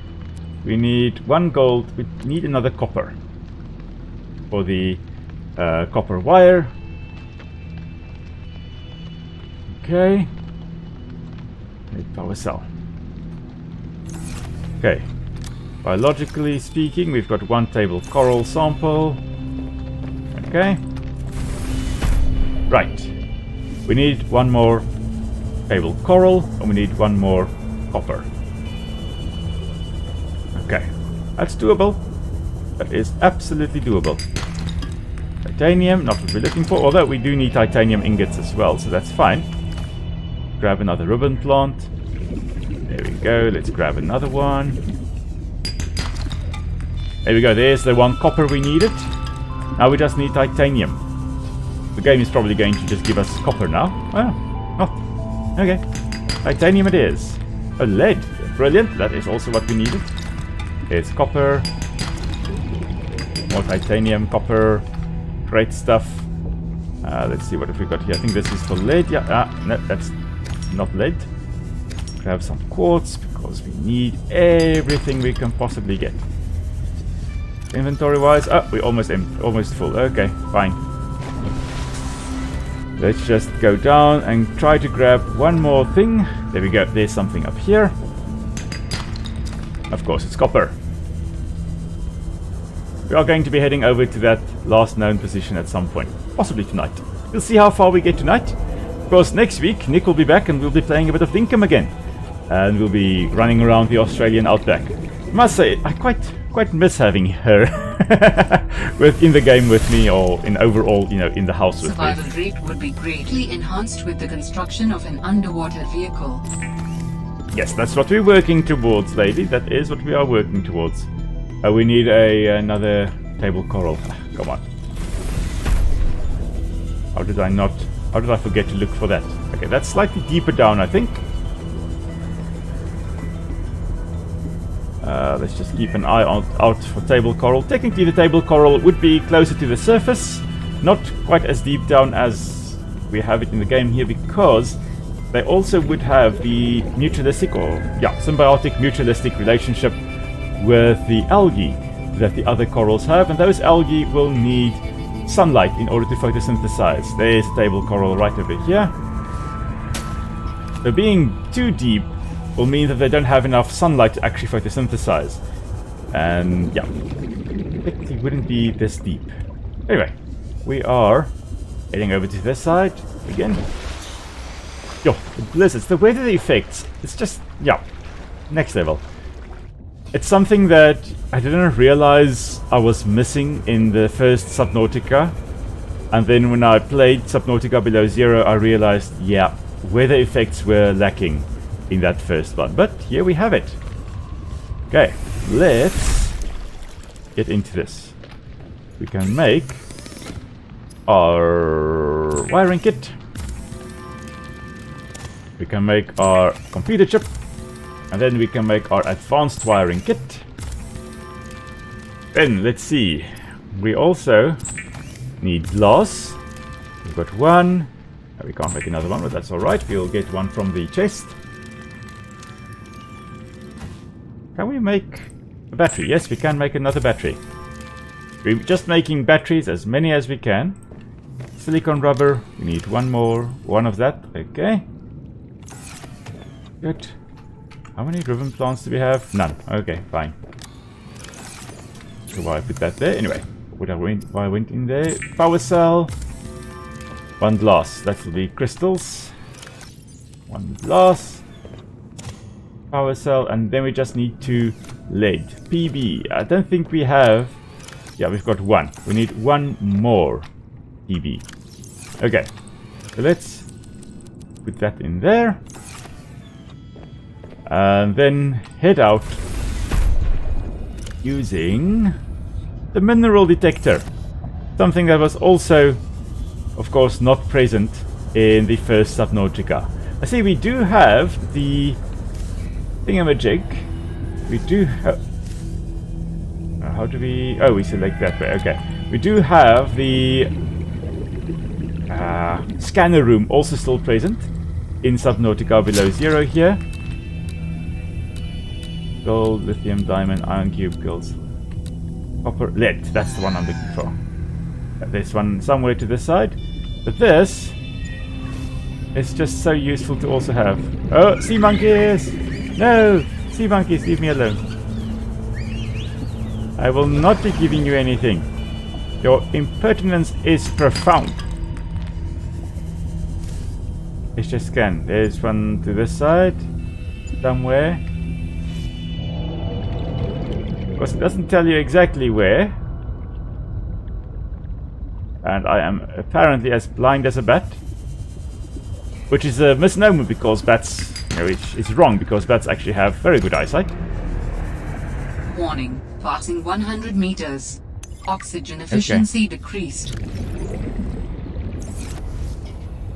Oh dear. Oxygen. Of course, we don't have an oxygen plant with us. Are we going to make it? I think we're going to make it. Oxygen. Barely, but we're going to make it. There we go. Okay. Great stuff. Almost did not make it, but yeah. Fred, great to see you. Come on in. You don't mind if I record this, do you? Am I in trouble? No. You know me. Just a fanatic for details. And my memory's not what it used to be. I know what that's like. Yes. Is that why you've been running so many personal errands for your colleagues? We asked you to limit them. So I am in trouble. That's not how I want you to look at it. Here's what I see. You're a team player. You want to get the job done. I think I have a pretty good record there. You want people to like you. No, leave my scanner alone. Fred, the trouble is, not everyone is as reliable as you are. Sometimes people need help being where they need to be, concentrating on their work. All the trips were work-related. It appears you transported tech for Lil, rather far out from her base. Well, it needed to go deep, and she needed a sea truck. Her work is currently on surface installations. She shouldn't be anywhere near the water. No more favors to friends, agreed? Yes, sir. I keep telling you. Call me Manu. I do not like that Manu guy at all. Not a big fan of him. Anyway, I'm just gonna rage against Manu. Welcome aboard, Captain. Oh, we don't have to be here. We actually just have to be up at the top, which will allow us to finally make our sea truck. We are going to have a vehicle to swim around in, everybody. Oh, yes! The sea truck. Let us just unpin all that. Right. Oh. Here we go. The sea truck, basically a hybrid between the sea moth and the Cyclops.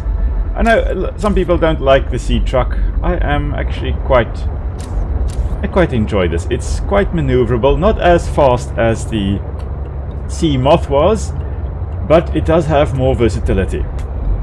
You are able to now go down to 150 meters and then just quickly dart out, go look at stuff, and then come back to your sea truck. It's like a small mobile bay, or mobile base. Passing 100 meters. See, Oxygen already past 106 decreased. meters, but I can...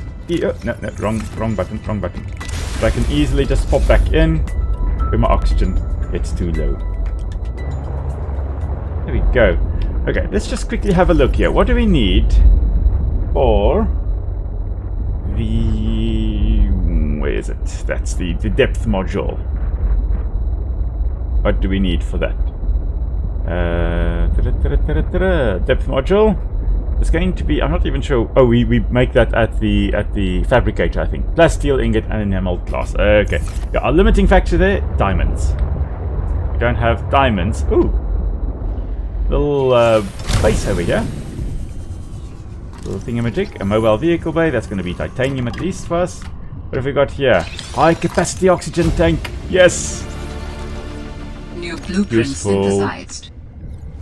What have we got over here? Oh, this is... oh, windows. Wow. We can finally craft windows, everybody. Let's just quickly head over to our sea truck again. There we go. Park it a little bit closer. And then go on another little run. There we go. What have we got here? Salt. Really, there should be some kind of recording here. Doesn't look like it though. Maybe inside. It's just a builder fragment. That's alright. We already have that. Grab some water. More water. Fabricator. We don't need nothing else we need in here. Okay. That's fine. We'll just continue on our merry way. We're looking for things like diamonds, which I think will be right around at this depth, perhaps a little bit deeper down, because we needed to actually get the sea truck to go down deeper. So it can't be too far from here that we'll access it initially. Now, we can, of course, follow the blinking lights. The SOS signal, in essence. And... ooh, there's something we can have a look at as well. Let's just go down to that spot right over here. I think we should follow the blinking lights. I think that is what we are going to do now. Once we have our high capacity oxygen tank and the rebreather. Yes. These are going to be very, very, very useful things to have. Because we can actually stay underwater for longer and will not have the penalty. Ooh, there's some more ribbon plants here. Will not have the penalty associated with being deeper than 100 Warning. meters. 30 seconds of oxygen remaining. Okay. Let's... do I have a beacon on me? I don't think I've got a beacon. No. Okay, so... Distress call origin is over there. We are almost directly northeast, about 260 meters northeast from that distress call origin. 250 northeast of the distress call origin. Okay. Oh, just crushed that poor little fishy. Oh well. Right. Let's head up and head over to our drop pod, to our little base. Oh, right. Oh, there goes another fishy. Pop goes the fishy. Ta-da. We don't need Nick for this level of biological devastation, driving into all the little fishies. Or I don't need Nick the Beast in essence. Nick would never just drive into little fishes, but Nick the Beast is an entirely different beast. That's checking here. Oh, the bioluminescence of the fish really is amazing. I'm wondering whether it's something that they eat that gives them that property, or whether they are undergoing some kind of chemical reaction in their bodies, which then also gives them that bioluminescence. Nonetheless, it's pretty. It's very, very pretty. Okay, upgrades that. Yeah, that's gonna be that. Okay. Tools, rebreather, wiring kit, fiber mesh, and silicone rubber. I think we've got everything, or at least everything to make that. High capacity oxygen tank, two glass, 4 titanium, and the silver ore. 2 glass. I think I've got 2 glass. Oh, I can make another glass. Okay, that should then be it. That will allow us, once I have taken this off, that should now allow us to get the high capacity oxygen tank. Yay! Oh, okay, rebreather, fiber mesh, and wiring kit. Do I have enough? I need 2 silver. Let's have a look. Do I have any silver here? I have 2 silver. Brilliant. And fiber mesh, I think, is under biological. There we go. And then it is just the wiring kit. And the rebreather. Ah, silicone rubber as well. Oh my word. Okay, fine. We'll take that one as well. There we go. That will then be the rebreather. Come on. Click on the right spot. Rebreather. I love the fact that we can immediately get the rebreather. Facilitates extensive free diving by recycling air more efficiently at significant depths. Breathe the freedom. We do not have to worry about the radiation as we had in the first Subnautica. We can just kind of start with the rebreather. Okay, let's just quickly put things away that we don't need. Crystals, that'll be that. That. DBNACL, that'll be that. And biological, the 2 ribbon plants over there. Okay. Yeah, right. Now, let's head on over to the distress signal. That is where? That one. And then 250 meters northeast of that is where we need to be. If we look at it, and it is directly southwest of us. Yeah, and it's 250 meters away, then we more or less... Oh, bye Arctic Peeper. Then we more or less at the spot we need to be. That's just the way it's going to be. So we're just going to cruise along to this side. I think we can actually start heading down. Oh, there's a brood shark. Let's just avoid the brood sharks for now.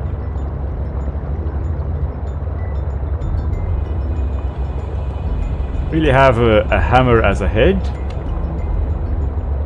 Okay, let's just have a look here. I think we can head down this way into the twisting spires that we've got over here. There we go. That's the spot we were at. But there's something here. Not sure whether it is just another sea truck fragment or whether it is a specific module. Sea truck fragment. Oh well, that's alright. Gives us titanium. I think this is also just sea truck fragment. Nonetheless, that is 4 titanium for us in the end.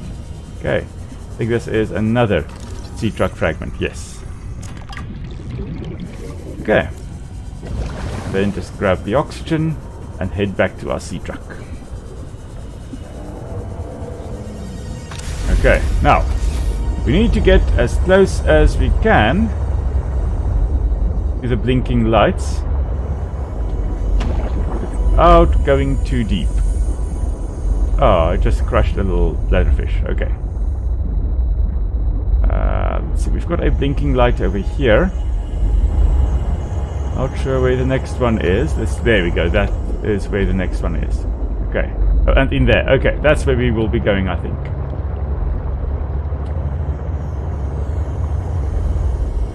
Warning. Maximum depth reached. That was close. Hull damage imminent.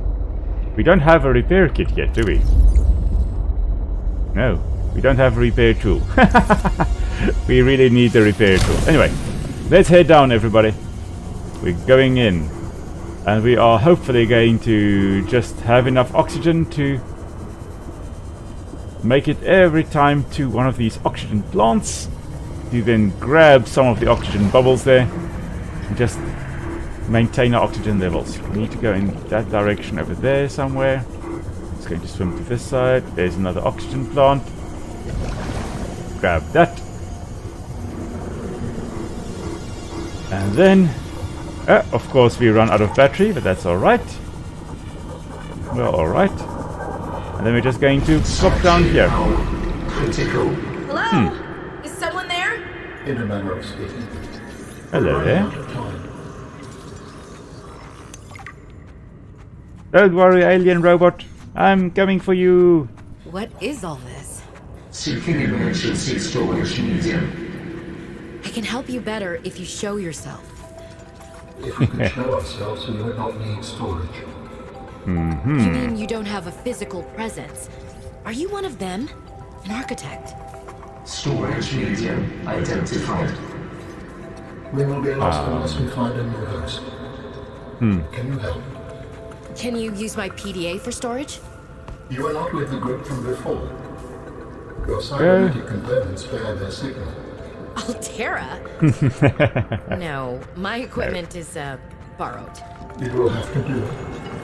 Another ion cube. Ooh, another ion cube. Just raiding and pillaging as we run around. We go. Ooh, hello there. How long have you been stored here? Too long. Warning. Sanctuary power critical. Our data can be downloaded from the terminal. We may speak more once the transfer is completed. Yes, okay. Hurrying. Okay, here we go. No going back now. Storage medium accepted. Brace for transfer.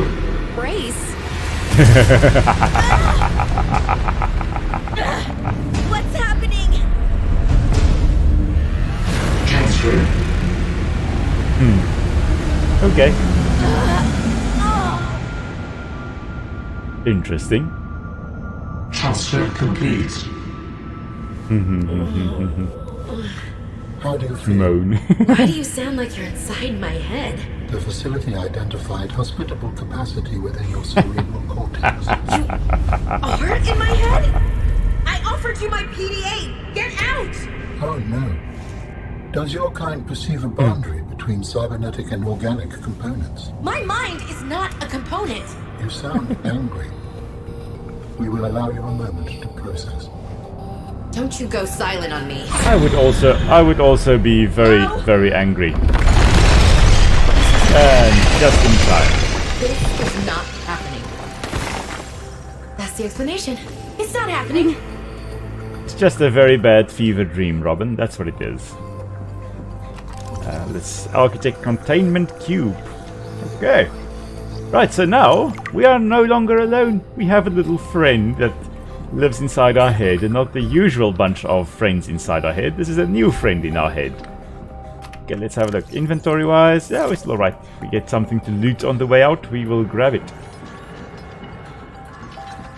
Okay. Just gonna keep on running. Yeah, we don't have any of the options to talk to him yet. Cerebral cortex is just a component. I must say that's also something that the game has done quite interestingly, or does in an interesting way, is the whole how a robot or artificial intelligence would perceive us as biological matter. And yeah, with the architects at least being a mixture between biological and cybernetic. Yeah, cybernetics. It's interesting how they would observe us as complete biological beings. Anyway, right. Let's head back to our sea truck. And then we'll look for diamonds. Lucy isn't here, there's no Sky, but hopefully we'll at least get diamonds. SOS. Diamond? No, quartz. Oh, come on. Give me diamonds. I am looking for diamonds. Surely we'll get some diamonds. Silver at least. Okay, let's grab some oxygen. I don't want to die. And I think we'll probably get some diamonds around here somewhere. Let's check here if we... Stable, coral, crystalline, lithium, diamond. Oh, gel sacks. This is going to be useful. Just going to pick this up. Hopefully then we'll be able to cultivate it at the base. No diamonds yet. Oh, I don't like this area. Mainly because there are those horrible things that can shoot out and grab you, and there are, oh, squid sharks. Oh, there are squid sharks as well. Oh man, okay. That's not a sound I want to hear. Anyway. Diamonds, that's what we're looking for. We are still looking for diamonds. Diamonds somewhere, this side. Ah. Eh? I thought I saw diamond there. Oh, there's a squid shark. No.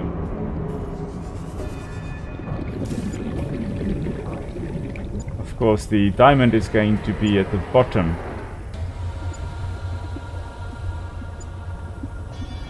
Yeah, there where the squid shark is. Nope. Nope, nope, nope. Not going for that. I am not heading to the squid shark. Not yet. Not if I can help it, at least. Okay, another diamond this side somewhere. There. There's a diamond. Yes. Okay. Look for another one. This little tool is so useful. Oh, there's another squid shark. Why are there always squid sharks? We do have to keep an eye on how far... Oh dear. It sounded like it was right behind me.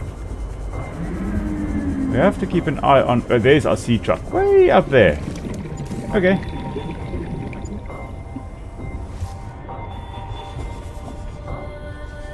Somewhere in this area there is one more diamond. It's close. There we go. Then there is one more here. Oxygen. Oxygen. We need oxygen. How far is our sea truck? 90 meters. Okay, we could make it there. But we have oxygen here, so that's good. Let's just grab that first. No diamonds around here. Okay. Okay, we need at least one or two more diamonds if we are to... before we head back. Let's put it that way. So let's grab some more oxygen. And then just scan a little bit more as we head down a little bit again. This is the nerve-wracking part still, the part where we don't have, we're not able to travel down here with our sea truck yet. We are just kind of Making our way through, all on our lonesome. There we go, there's another diamond.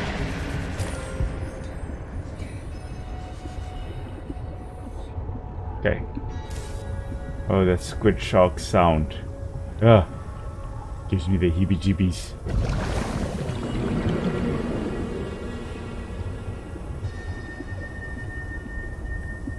Nothing yet.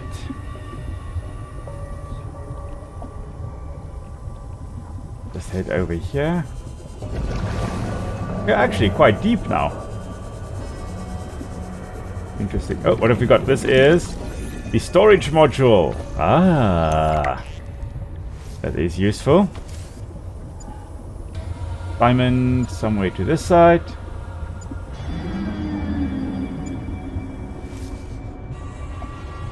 Another fragment down there. Also still be the storage module, yes.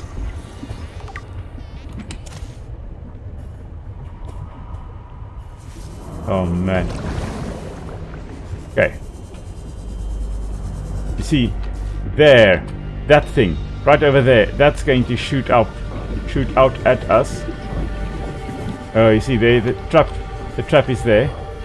I'm not sure whether it is going to shoot at us if we are here. No, I think we have to be above it. Nonetheless, that's the fabricator module. Oh, no, that's not the one I was looking for. I was still looking for the third part of the storage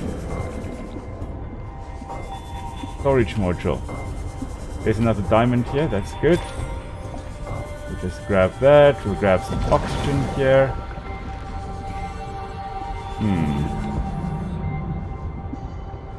Oh man, we are so deep and so far from our sea truck.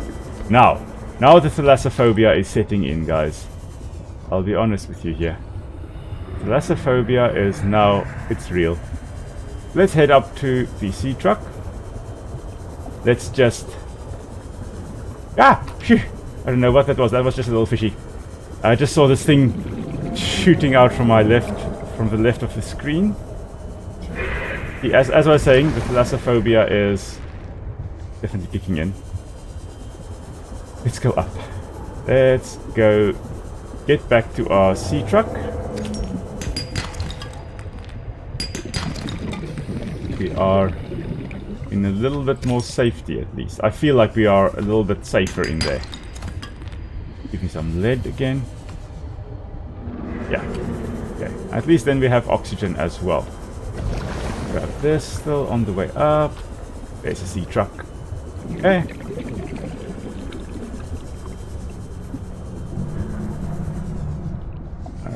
This is just the normal mobile vehicle bay, yes. There goes something. Titanium. Okay. Alright, we don't need titanium. Okay. And up we go. Sea truck. Safety! Yes! Yes! Okay, let's answer. I understand this arrangement is undesirable to you. You're not undesirable. Real. Go away. To go, we require a suitable body for transfer. Why do you keep saying we? How many of you are there? One of us and all of us. We do not think of ourselves as individual, distinct. Why don't you start by telling me who you are? You may append your seed code to my species designation. Please call me An. My whole life I've been dying to meet a sapient space-faring alien up close, and you're telling me your name is Alan? Is it insufficient? Alan. No, it's fine. It's perfect. Where are you from, Alan? Your kind calls us architects. The precursor race? But what are you doing here? That is a long story. Perhaps you would prefer to focus on the construction of a new storage medium to which I may transfer. Yes. Fine, absolutely. How do we get you out of my head? I have added the information to your data bank. You will need to find the necessary components. Any idea where I can find them? It is unclear. I have been disconnected from my network for so long I cannot locate the coordinates. Okay, let's have a look here. Right. Sorry, my chat went away for a little bit, but I am back again. I can finally see the chat again. Let's have a look here. Oh yes, Hans. Yeah, Nick would just say the baby penguins charged her. That is very true. Like the, what was it that charged her in Dinkum? Dingoes? I think the dingoes charged her. Yeah. How the water is so warm in this game? I think the thing is, what does it say? It just says we have 100% of our thermal temperature. The temperature. Does the sea truck not tell us what the temperature is? 6 degrees. So the water temperature is 6 degrees. That is quite cold. You can see that at the bottom right-hand corner there. It is actually quite cold, but it is warmer in the water than it is outside, because water has a higher, what we call, specific temperature than air, meaning that it takes more energy to heat up water than it does to heat up air, and the water loses less, and the water needs to lose more energy for it to cool down.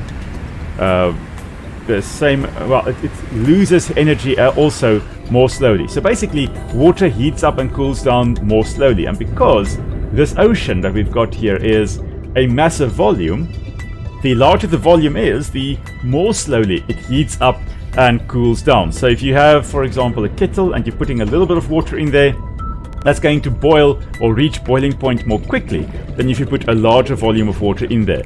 That basically means that the ocean is a relatively constant temperature. It doesn't change temperature rapidly, and if it does, due to current shifting and things like that, it normally spells doom for the animals that live in there, because they are used to the water not changing rapidly. So the water temperature here being 6 degrees, it's actually quite alright. That's normally what the temperature would be in the Arctic regions. If it starts going to 4 degrees, that's when ice starts to form, and under 4 degrees you actually have solid ice. So in theory, I wonder if we take our sea truck, this is now for science, let's take the sea truck and let's actually head to the surface. The water here at the surface should be colder, although it is still registering it as 6 degrees, 7 degrees. It should, there where it is actively forming, where are those brinicles? There where the brinicles are, the temperature should actually be very, very cold. It should be 0 degrees there at the brinicles itself. Not sure whether that is the way it is in the game here, but it should be that way. Let's just quickly go and check. Whether the game feels small to me, I think it does have, it feels a little bit smaller than the original Subnautica, but as we have been exploring now, it's actually still quite big. Big enough, at least. Did I just drive into an icicle? There's the temperature now is 21 degrees, and suddenly we drop to 2 and to 1. Notice the drop in the temperature, 0 degrees, 1 degree. Interesting, it's somewhere around here there was it did have a warm temperature, and then suddenly it dropped down to 1 degree. And that's because this is where the water is freezing. So it's below 4 degrees, where water is not freezing as you would have around here. There we go. It goes up again to 20 degrees, 21 degrees, because the water doesn't change temperature quickly. A high specific temperature. Just something I talk about with my students as well in Conservation Ecology 2. We actually talk about the marine environment or the aquatic environment overall, rivers and lakes and things like that, where water having that specific temperature or a higher specific temperature means it's wetlands, lakes, those types of things. The larger the body of water is, the more slowly the water actually changes temperature. Interesting that it is warmer over there than it is over here. Not sure why, because we're not here at an ice flow, so I'm not sure why on earth the temperature here is colder than it is over there. But anyway, I think there would be at the hydrothermal vents. There the temperature would be quite warm. I think up to 40 degrees, 60 degrees actually it should reach. Because those hydrothermal vents are really, really hot. Okay, let's have a look here. Blueprint wise. If we wanted to build that one there, let's steel and enameled glass. Okay, and for that, let's that one up there as well. Plasteel and enameled glass. Plasteel, there we go. Lithium. Ah, we need lithium. Okay, we don't have lithium yet. Okay. Right. Enameled glass. Right, okay, so we can't make that yet. Anyway, so let's unpin everything. Let's just pin our tool, our repair tool that we need to make. See what else we can and need to make. Sea truck we already have. We need one more storage module. That we need the lithium. Man. Okay. Let's have a look here. We can make a scanner room already. That is quite nice.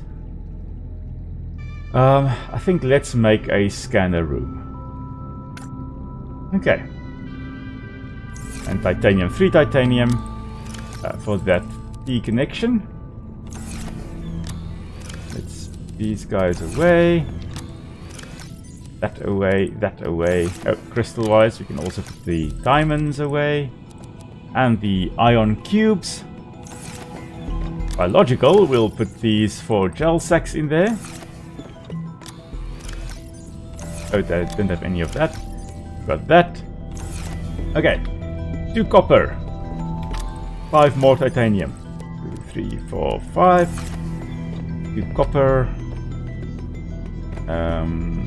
Crystalline sulfur and that. We don't have that yet. And 1 more of that. There we go. Okay. Crystalline sulfur. 1 more for the repair tool. 1 table coral. I don't think I've got... No, I don't have any more table coral. We'll need to go and get. 2 copper and 1 gold. Okay. Not silver. Gold. Okay, now we just need 1 table coral and 1 creepvine cluster. So we can make a thingamajig. Silicon rubber. That one. Oh man, sometimes my brain just does not work. Okay. I need to keep an eye out for creepvine clusters. There we go. Right on cue. Just grab that. Scan it quickly.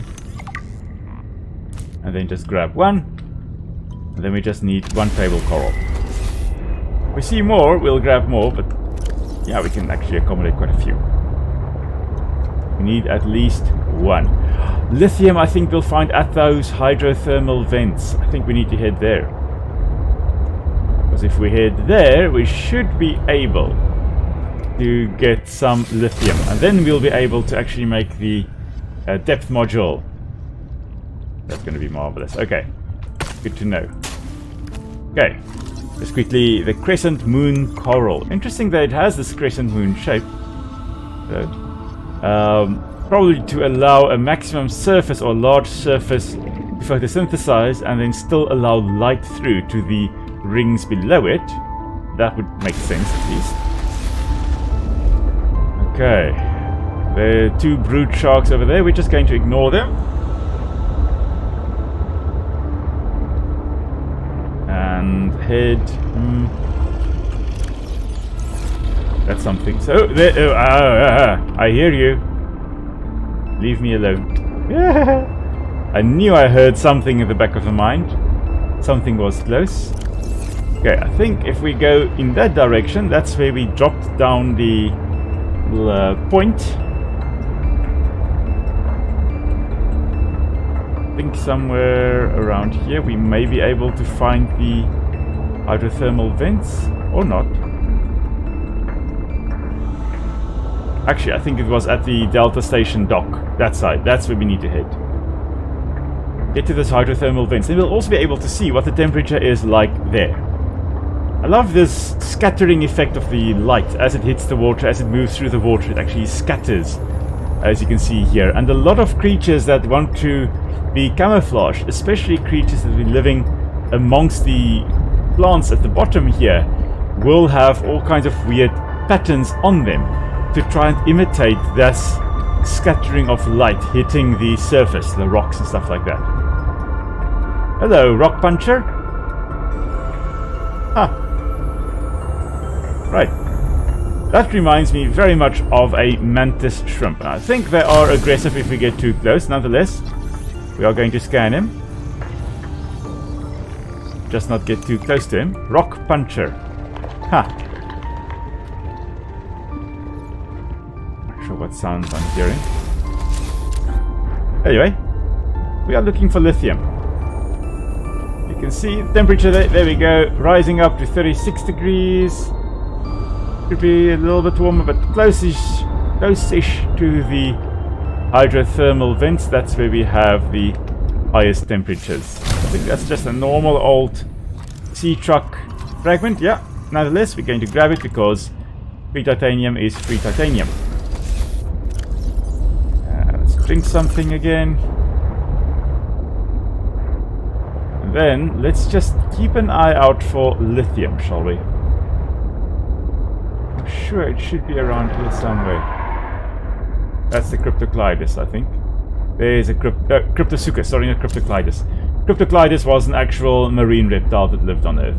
Cryptosuchus is the hypothetical alien creature on planet 4546b over here.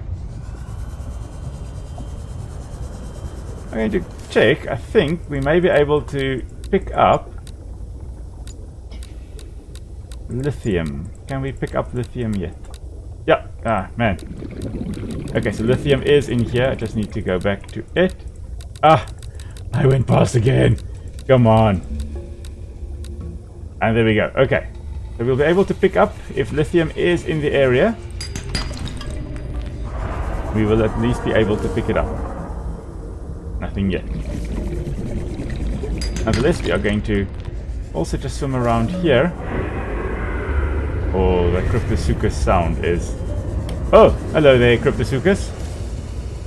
Ominous. Okay. Let's just keep on swimming. I really thought the lithium would be in this area, but apparently not. Okay, let's keep on looking for it, shall we? I suspect if we skirt around the outsides, the edges, we may be able to find some lithium. Oh, hello, that's one chasing me. Yeah, hello there. Leave me alone, please. Thankfully, it does not pack too much of a punch on the sea truck. The truck's still at 94%. Health, at least.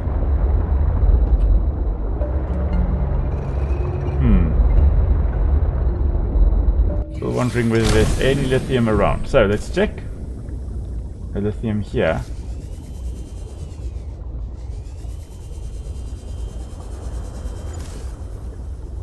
Oh, somewhere around here. There we go.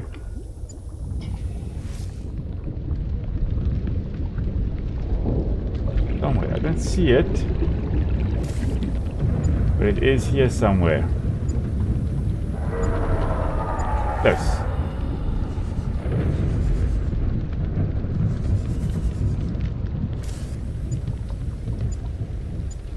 Right over here. Somewhere. I don't know where, but somewhere over there, apparently. It may be underneath here. You know what? It's probably underneath here somewhere. Anyway. Right. But at least we know that there is lithium in the general vicinity here. Where is my sea truck? That side. Just going to skirt along the outsides here. Still looking for more.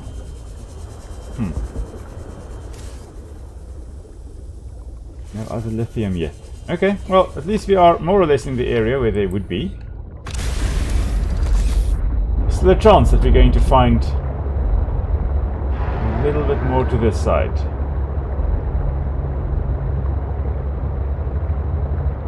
Let's check what we have down here. Oh, not sure, I think I just bumped into things.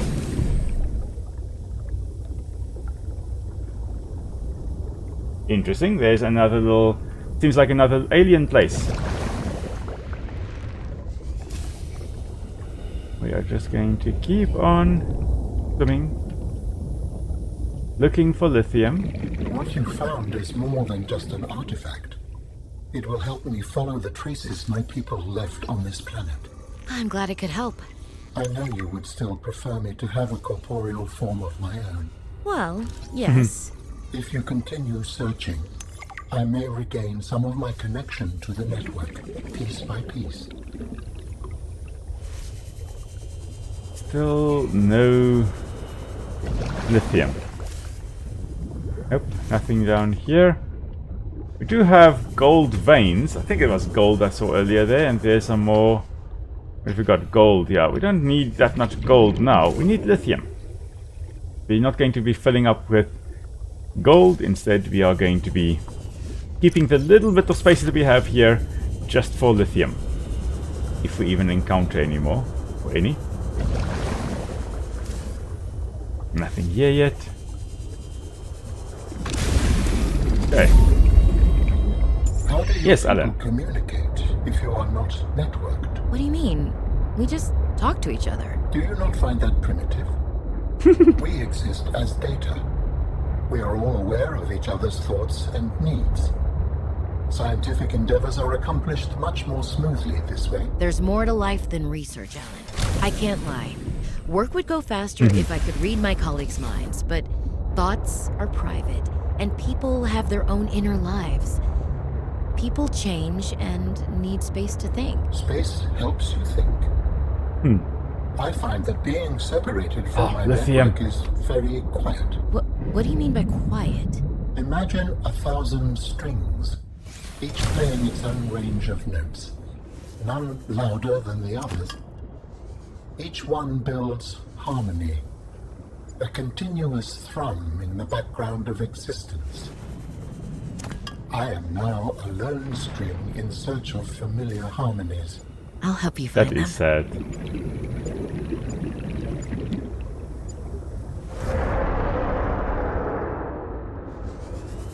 Okay, there is apparently lithium around here somewhere, but I can't pick it up. I can't see it at least. A fumarole. Interesting.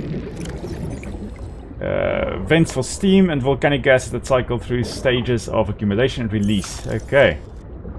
It's like plumes that are being shot out.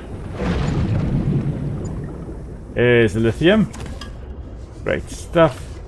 We still have 1, 2, 3, 4 spaces. Let's try to grab 4 more lithium before we head home.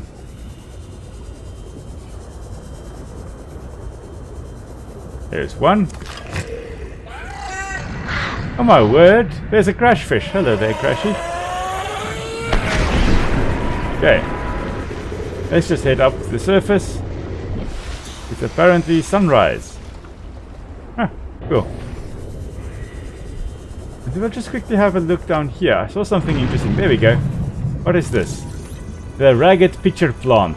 This looks very much like the Titan arum, the largest inflorescence in the world, or groups of flowers, found in Indonesia, I think, if I'm not mistaken, or Oceanian region at least. It's quite an amazing plant, massive flower that looks very similar to that, or to those ones there. It just has a massive spike in the center. Okay, now, how many space? We've got space for one more lithium. Let's head more towards our sea truck, and then if we... There we go, there's one lithium. This is, yeah, just crystalline sulfur. We've got more than enough of that. Let's head back to the sea truck and then head home, where we finally have our lithium. Now we'll be able to dive a little bit deeper. Oh, hello there. Phew. Sheesh. Cryptosuchus. Really an interesting creature. I mean, if we just go and kind of look at its jaws, it has, first of all, it's got those typical flippers that obviously allows it to swim, and swim relatively alright. Not the best, not very agile. A flattened tail, paddle-like tail, to also help propel it through the water. And then those jaws consisting of massive incisors that also allows it to then try grab onto their prey. Quite a cool creature. I think the Cryptosuchus is probably, I think it's an underrated one. It's definitely one of my top 3 creature designs in this game. I mean, look at that thing. That looks ferocious. Of course, they're not quite as ferocious as they appear. But that thing, oh my word, if they upscaled that to make it one of the Leviathans, it would probably be the most terrifying thing in this game. At least for me, it would be. But yeah, I agree, President, it would be like a lone songbird, just kind of singing alone. And to think that there is, especially on the islands of Hawaii, there have been a whole bunch of birds that, when they went extinct, or as they were going extinct, they were the last songbirds singing here and there. I mean, to be the last of your kind is an extremely sad thing. Yeah, it can be quite depressing. We are making our way home. We're going to make a repair tool, and we're going to build the scanner room. And we should be able to make the depth module, the first depth module for our little sea truck. That's what it's called. It's not sea moth, it's not sea glide, it's a sea truck. Okay, so let's do that, shall we? Let's just head in here. Welcome aboard, Captain. And we will just make the silicone rubber. And then we are just going to build just a normal fins. Okay. We're going to make the repair tool. And in terms of this, I think we already have the high capacity oxygen tank. Got the rebreather, we are quite alright. But what we do need to build is this, and then this scanner room.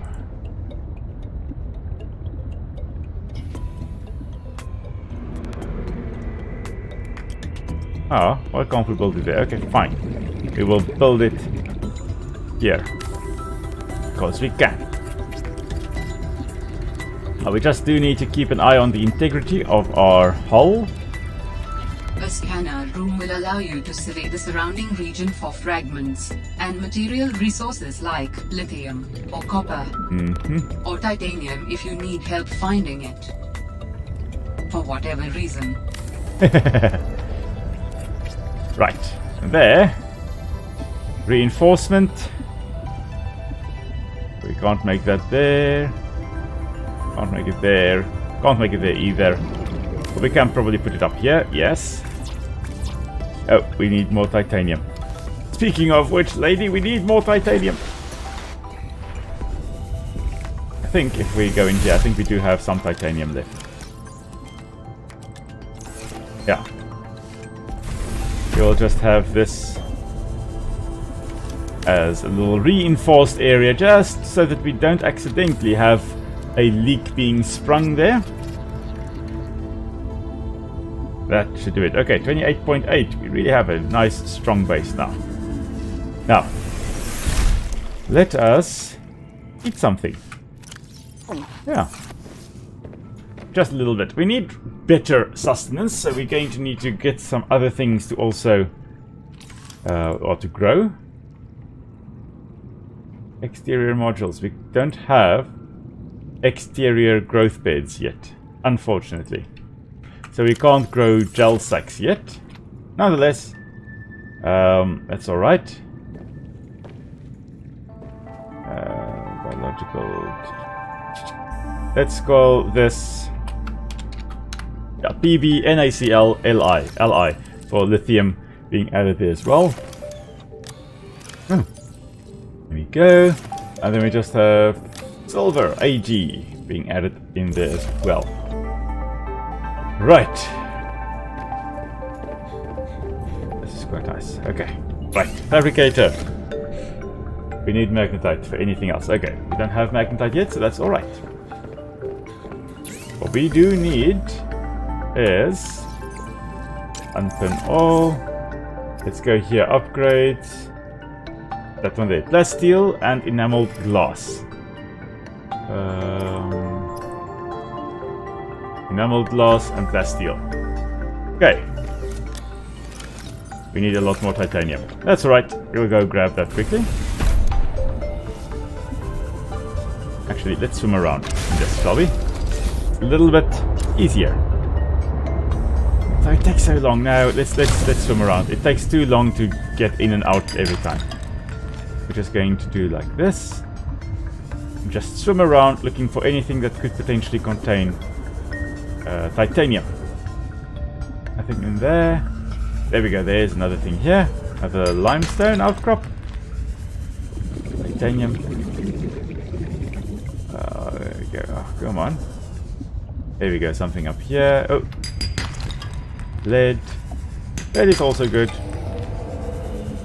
In this case, I would not actually mind if we got titanium. Yeah, anyway. There we go. More. And more and more. I try to find titanium.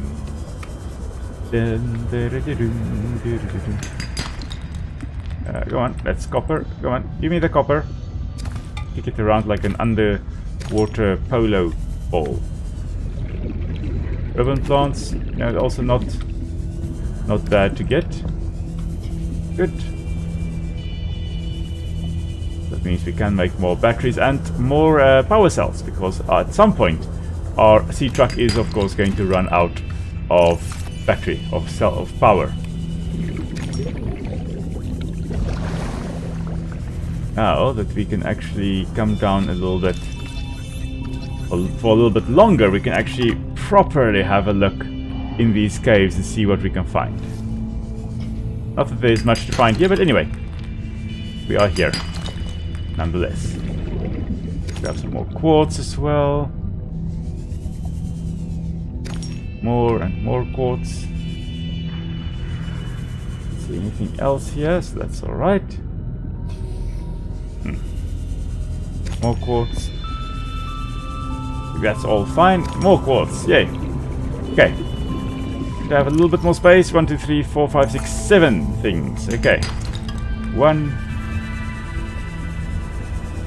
We've got 6 spaces left. Come on, there we go. There's another 1. 30 seconds of oxygen remaining. That's 5 left. Okay. If we know we'll be able to reach the surface. Yeah, it's blinding, but anyway, we have reached the surface. With 5 spaces left. May as well try to fill it. And we'll put one of the use one of the slots for the bladderfish there, so that's 4 left. There's something here. 3 spaces left.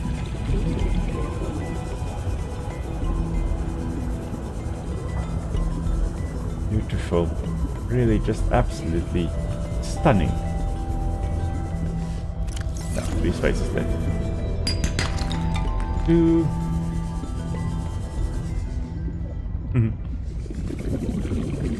And let's just grab some oxygen here. 1 space left. And the last thing is a lead. Okay. Great. Back to base. Perfect. Right. Now, it would have been great if we could actually get more of the sea truck, but nonetheless, we are going to just carry on here. Location of some important technology. I implore you to investigate. Will this help us build you a body?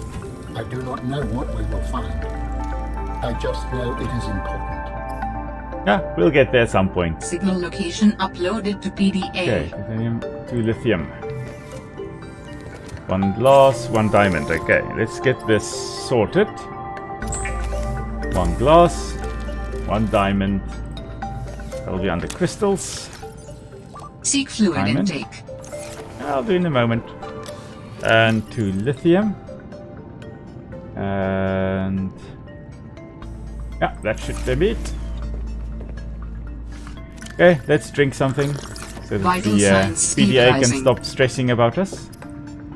And let's make some more water. Not sure how on earth the fabricator is getting water out of the bladderfish, but I guess yeah, the bladderfish does contain a lot of water, so it makes sense. But still, it's weird. Oh, we need to still make those things. Yes, enamel glass and plasteel. There we go, and then we'll be able to make the depth module. Oh, another another enamel glass. Okay, fine. One more glass and one more diamond. Okay, fine. Okay, at least we have some diamonds still. Glass and one more enamel glass. It's much easier to make when it was back in the creep vine beds there with the stalkers and their teeth and glass being mixed for enamel glass. But anyway, we're not going to complain too much here. Yes, I did make that. Okay, so let's add this into our sea truck. There, 300 meters we can go down to now. That is going to be marvelous. Okay, what we are going to do now though is first just quickly drop everything we don't need and don't want. Put those things in there. CU, AG and AU goes in there. Biological goes in here. Okay, everything seems to be quite alright. Let's drop one flat battery in there. Should be fine. Everything looks alright. We've got the repair kit, which we will put on number 4. Oh, sorry. Maybe I should actually save before I carry on. I haven't saved in a long time and I foresee problems. So, you know what. Always best to save. Then, I think we should head over to the pilot's last location. I think that is where we should be going, because we were there at the Delta station. If we go from there and we follow the trajectory, we should then be able to get to Mayra's base. Not sure whether we can reach it with our 300 meter limit, but we are going to do our best to at least get there. At the same time, let's just quickly eat something and drink something as well. We are possibly going to die due to dehydration, but we're going to see how far we can get. It's no fun if you don't take risks every now and again, eh? Now, interesting. These shoals of fish are far more common than you would actually normally have in the open ocean. The open ocean is surprisingly barren. You have by far the majority of the ocean just being like a desert. Very little life there, and then you come across these big balls of fish, these big schools of fish. But the majority of the time, there's really nothing to see. Well, we've actually got a long way to travel before we get to the last known location. Nonetheless, we are going to be traveling in that direction. And hopefully then actually locate her without encountering a chelicerate or any of the other big-ass creatures. Detecting stern of an astronautical salt transco vessel nearby. Vessel name, Mercury there it is. 2. Inoperative. The Mercury 2.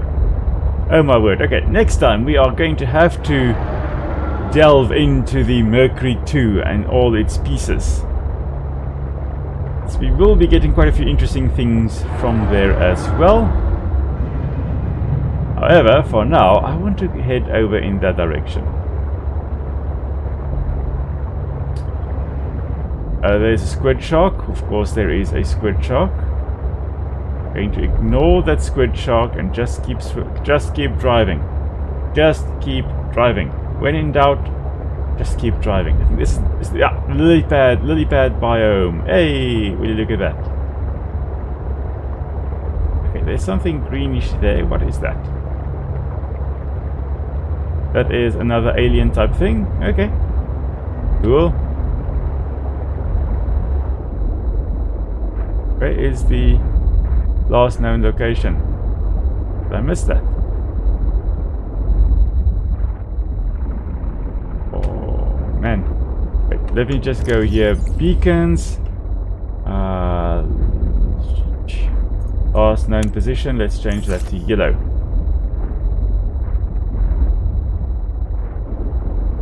There's an alien artifact there. Oh, there's something here.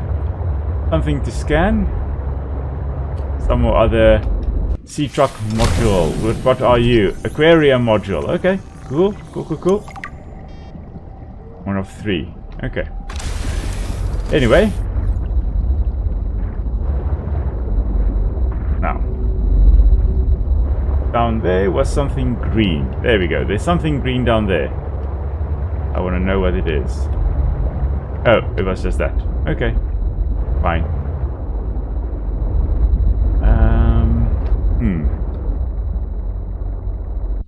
What is in the sea monkey nest over there? The ultra high capacity. Okay. Here we go. There is a large anomalous mass of rock that has broken away and risen above the surrounding terrain. Interesting. Blooming raindrops. That's beautiful. Beautiful name. Beautiful plant. Quite cool. Okay, anyway, we are here for the sea truck, and there's the last known location. Okay. What have we got here? Green Ternium. Okay, we're going to have a look at that in a moment, as soon as we are actually in the sea truck.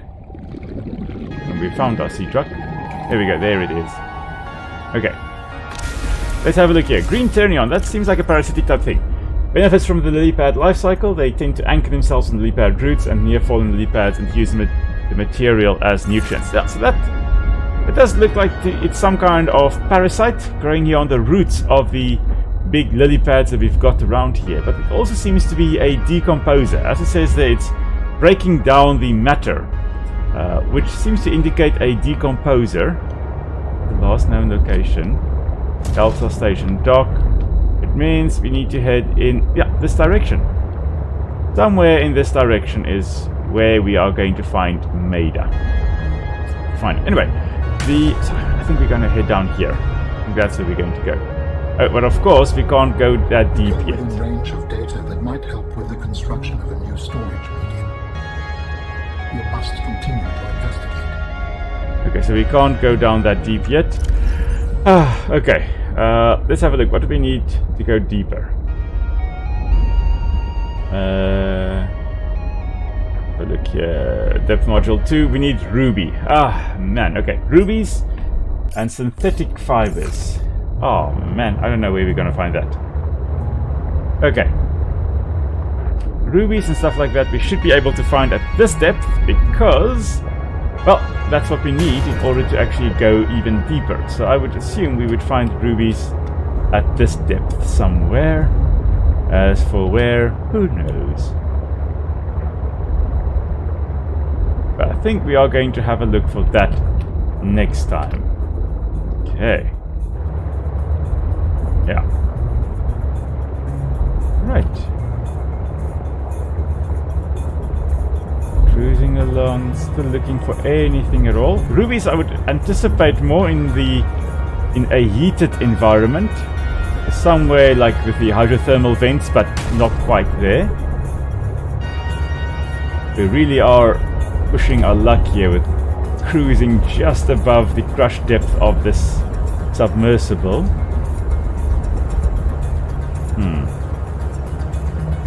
If we could go down deeper, we would be able to get to Maida, I'm pretty sure.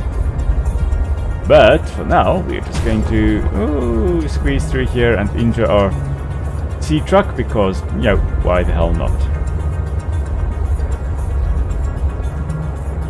Maybe let's head over to that architect artifact.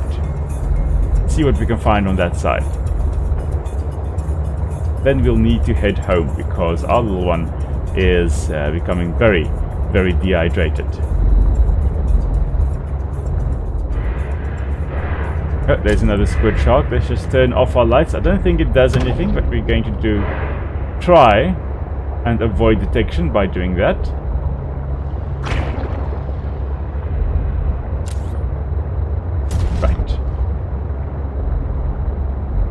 Oh, there's another sea monkey nest. Let's have a look what we have down there. The afterburner upgrade. Interesting. Okay. Hello there. What are you doing? I think you're going to try to bring me things now, aren't you? I've got Alan in my head. I suspect they actually will be bringing things to me instead of just stealing my stuff. You're going to bring me something? Not yet. Okay. Fine. Actually, I wanted to repair the sea truck because it is definitely in need of repairs. Okay. Go. Right, let's head to that artifact.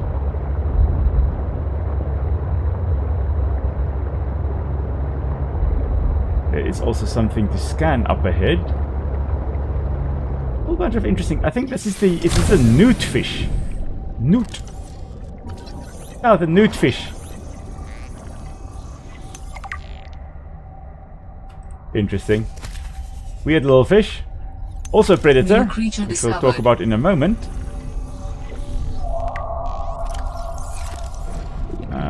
Let's have a look here. Right. Let's just quickly get into our sea truck so we don't have to worry about oxygen.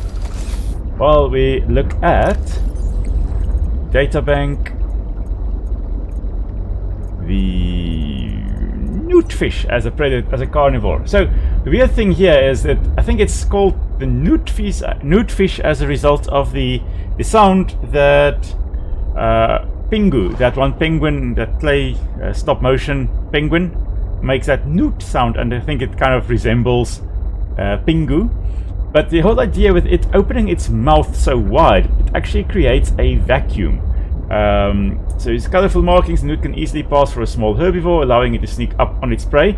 This is what you call aggressive mimicry, where a creature actually appears harmless until it is too late. So it can look like its prey, it can look like some other harmless creature. Geothermal activity detected below. Beware of high pressure and temperatures. I suspect we'll find rubies down here then. Anyway, so aggressive mimicry then being where it looks harmless until it is too late and it then attacks something. For example, the prey, the newtfish attacks the prey fish by first looking harmless, sneaking up on closer to them, and then tucking them in. What else do they say? What looks like a beak is in fact a single stretchy extendable lip lined with barb-like teeth. Now those barb-like teeth you'll find in quite a variety of deep-sea creatures. The vampire squid, for example, comes to mind for me, where they will grip onto their food. A lot of fish in the deep ocean also have these massive fang-like teeth because they need to ensure that when they encounter food they can actually grip it and it doesn't escape, because they may not get another chance to eat something for a very, very long time. And so to ensure that they actually have, they grab onto their food, they've got those teeth, or in the case of the newtfish, the barbs sticking back. Sea truck docking module. Okay, that's cool. And then extendable lip, once within reach, envelops its prey, drawing it inside the stomach before retreating for several weeks to digest its meal. So a very slow metabolic rate, it seems. But this newtfish then, when it opens its lip, it creates a vacuum. It creates a bit of a suction. It is both reassuring and unsettling to rediscover this site after being in storage for so long. I can imagine. The network grows stronger, however slightly. I hope you will continue to search for more of these. Right, so let us scan this. This is the skeleton, it seems. Seems some kind of skeleton there. Okay, fossil excavator. Okay, cool. Anyway, so as the newtfish extends its lip, it creates a suction. And a lot of fish, like the stonefish, for example, will do that, where they actually create a suction and suck in their prey. into their mouths, and then they have no chance of escape. They're caught, and yep, then they are just swallowed up. Of course, in this case, the newtfish then has a very slow metabolic rate because it's living in cold waters. Ooh, no. Ooh, that was close. Okay. We are going to have to just repair. There. I did see something. There we go. Of course, we are empty. Let's just get that. I saw something. Is uraninite. Oh my word. Okay, so we've got uranium basically. Seek fluid intake. Yes, let's quickly drink something. We are running out of water. We've Vital got the massive, large filtered water, which we will probably be using now. Anyway, we are actually heading in that direction. Let's just quickly get out of the crush depth. Okay. Interesting. I really thought we'd get rubies over here, but it does not seem to be where we're getting rubies. Not yet, at least. Anyway, we were heading to that point there, and we got distracted when we found another artifact. Hehe. Because obviously that's how it goes. Something is roaring, something was squashed. I bumped into something. Oh, it's a Cryptosuchus. Okay, anyway. We are just going to go and scan this. It's still the docking module. I think it's just going to give us the... Yeah. Oh! It's 2 out of 3. Okay. Let's just get into our sea truck. Ah! No! Leave me alone. Here we go. Right. I was looking for green. There we go. There's green. Right.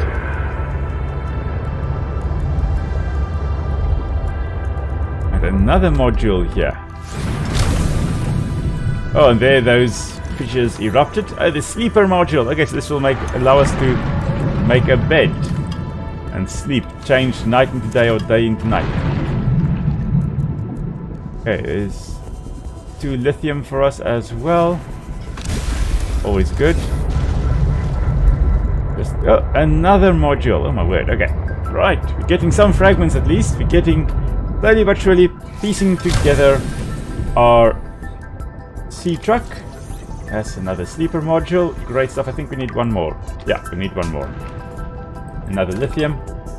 Always great. And there we go. There's the sea truck.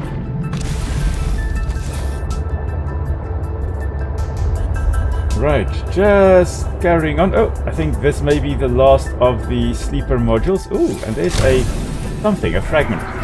Another fragment. There we go, that's the last of the sleeper modules. Yes. Here we go. What have we got here? A booster tank. Okay, interesting. I don't think I've ever encountered the booster tank. Such a random spot also for it, I guess. Anyway. I did see lithium here, there we go. I'm actually looking more for rubies, but oh well, I'll take lithium. It's something at least. Another site found. Perhaps its data will tell me something useful. Hello there. I have collected enough data to extrapolate the location of a component necessary to assemble my body. I will provide a signal. Signal location uploaded to PDA.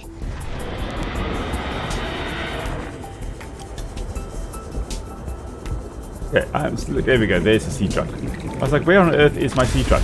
There's nothing better than accidentally stumbling upon something like an artifact. But we still need to actually go and find the one that we were looking for. How do humans function with such a fallible and inferior body? Excuse you? My body is anything but inferior. I work hard for my body to be able to do what it does. Yes, but its overall form is not. For example, consider its use of primitive ball and socket joints. Is there anything you don't find primitive? Humans bartered with evolution to get more brain wrinkles and opposable thumbs. It is true, the opposable thumb is excellent. But all corporeal forms are temporary. The ability to be reborn when a body breaks down is paramount. My body is my own and I cherish it. It grows with me. Humans have one life. We plant trees we can never experience the shade of. We build for the next generation. Noble, but again, truly inefficient. You are incredibly frustrating, you know that? I hope to see the forms of my people again. Okay. Interesting, these little interactions between Alan and Robin. Brings a bit of humor to a dark survival situation as well. As we are just making our way down. Here we go, we should be able to reach the artifact, I suspect, through here. Maybe not. I don't know, let's have a look, see if we can go down a little bit. Past all these crash fish, which apparently want to kill us. What have we got over here? Laser cutter. Oh, that's useful. Ah, well, we need 2 more fragments. Okay.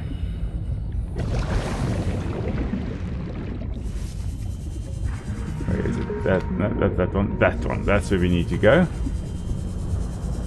Maybe if we just keep on going down, we'll find a way to it.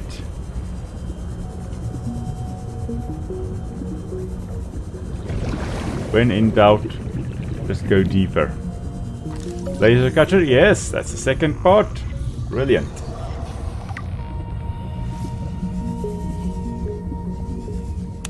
I just want to turn down this one that is so far. I don't want to accidentally keep on swimming towards it.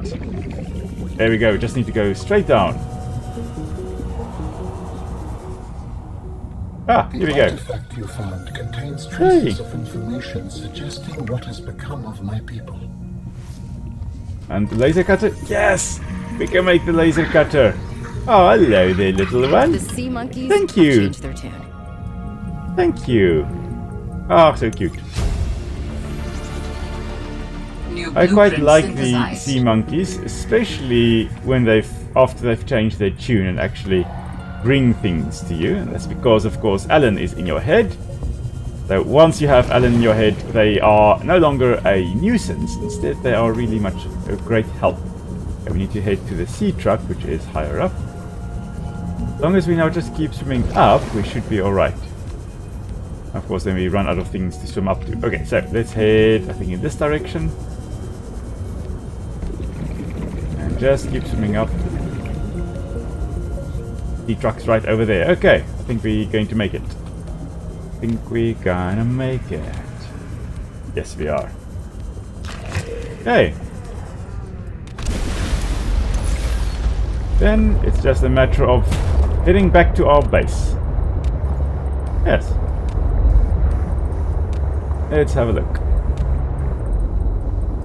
Our base is that direction. Seek fluid intake. Yes, lady, we will in a moment. Let's drink the last of our water. So it really is high time for us to head back. We are running out of everything, which kind of sucks. Anyway, we are going to hopefully have well, basically be able to cultivate more water-rich plants next time. Right. Okay. And as we are approaching our base, I think that may actually be a good spot to call it a night, everyone. So thank you once again for joining me on our little submarine adventure here. Thanks for joining me in Subnautica Below Zero. It's been quite a lot of fun to actually play this game again. High time. And I was actually not surprised that this game won the poll for which game you guys would like to see me play. Second, I think, was Away, the survival series, the one where I could play as a sugar glider. That will be at some point, that will be on the channel as well. But for now, of course, we've got Nick still joining me next week again for the stream for the Dinkum. We were playing Dinkum again. And then whenever she's not, well, not available, not here, like working, like she's been this past weekend, I will, of course, then be playing a bit of Subnautica Below Zero to continue this storyline. So I really hope you guys have a wonderful, wonderful weekend further. Enjoy the nice rest tomorrow, and if you are currently experiencing Saturday, enjoy the rest of your Saturday. For me, it is almost Sunday, and I will be recording Tuesday's Ark Survival Evolved episode pretty much either a little bit later or tomorrow morning early. I'll see how the neighborhood is. If it is noisy at the moment, I will probably record that tomorrow. Anyway, hope you guys have a wonderful, wonderful weekend. Have a lovely week. I will see you guys on Tuesday for Ark Survival Evolved, and then of course on Friday, Nick and I back in Grounded, and Saturday we are streaming Dinkum as well. So until next time, everybody, stay safe. I'll see you all soon. Bye.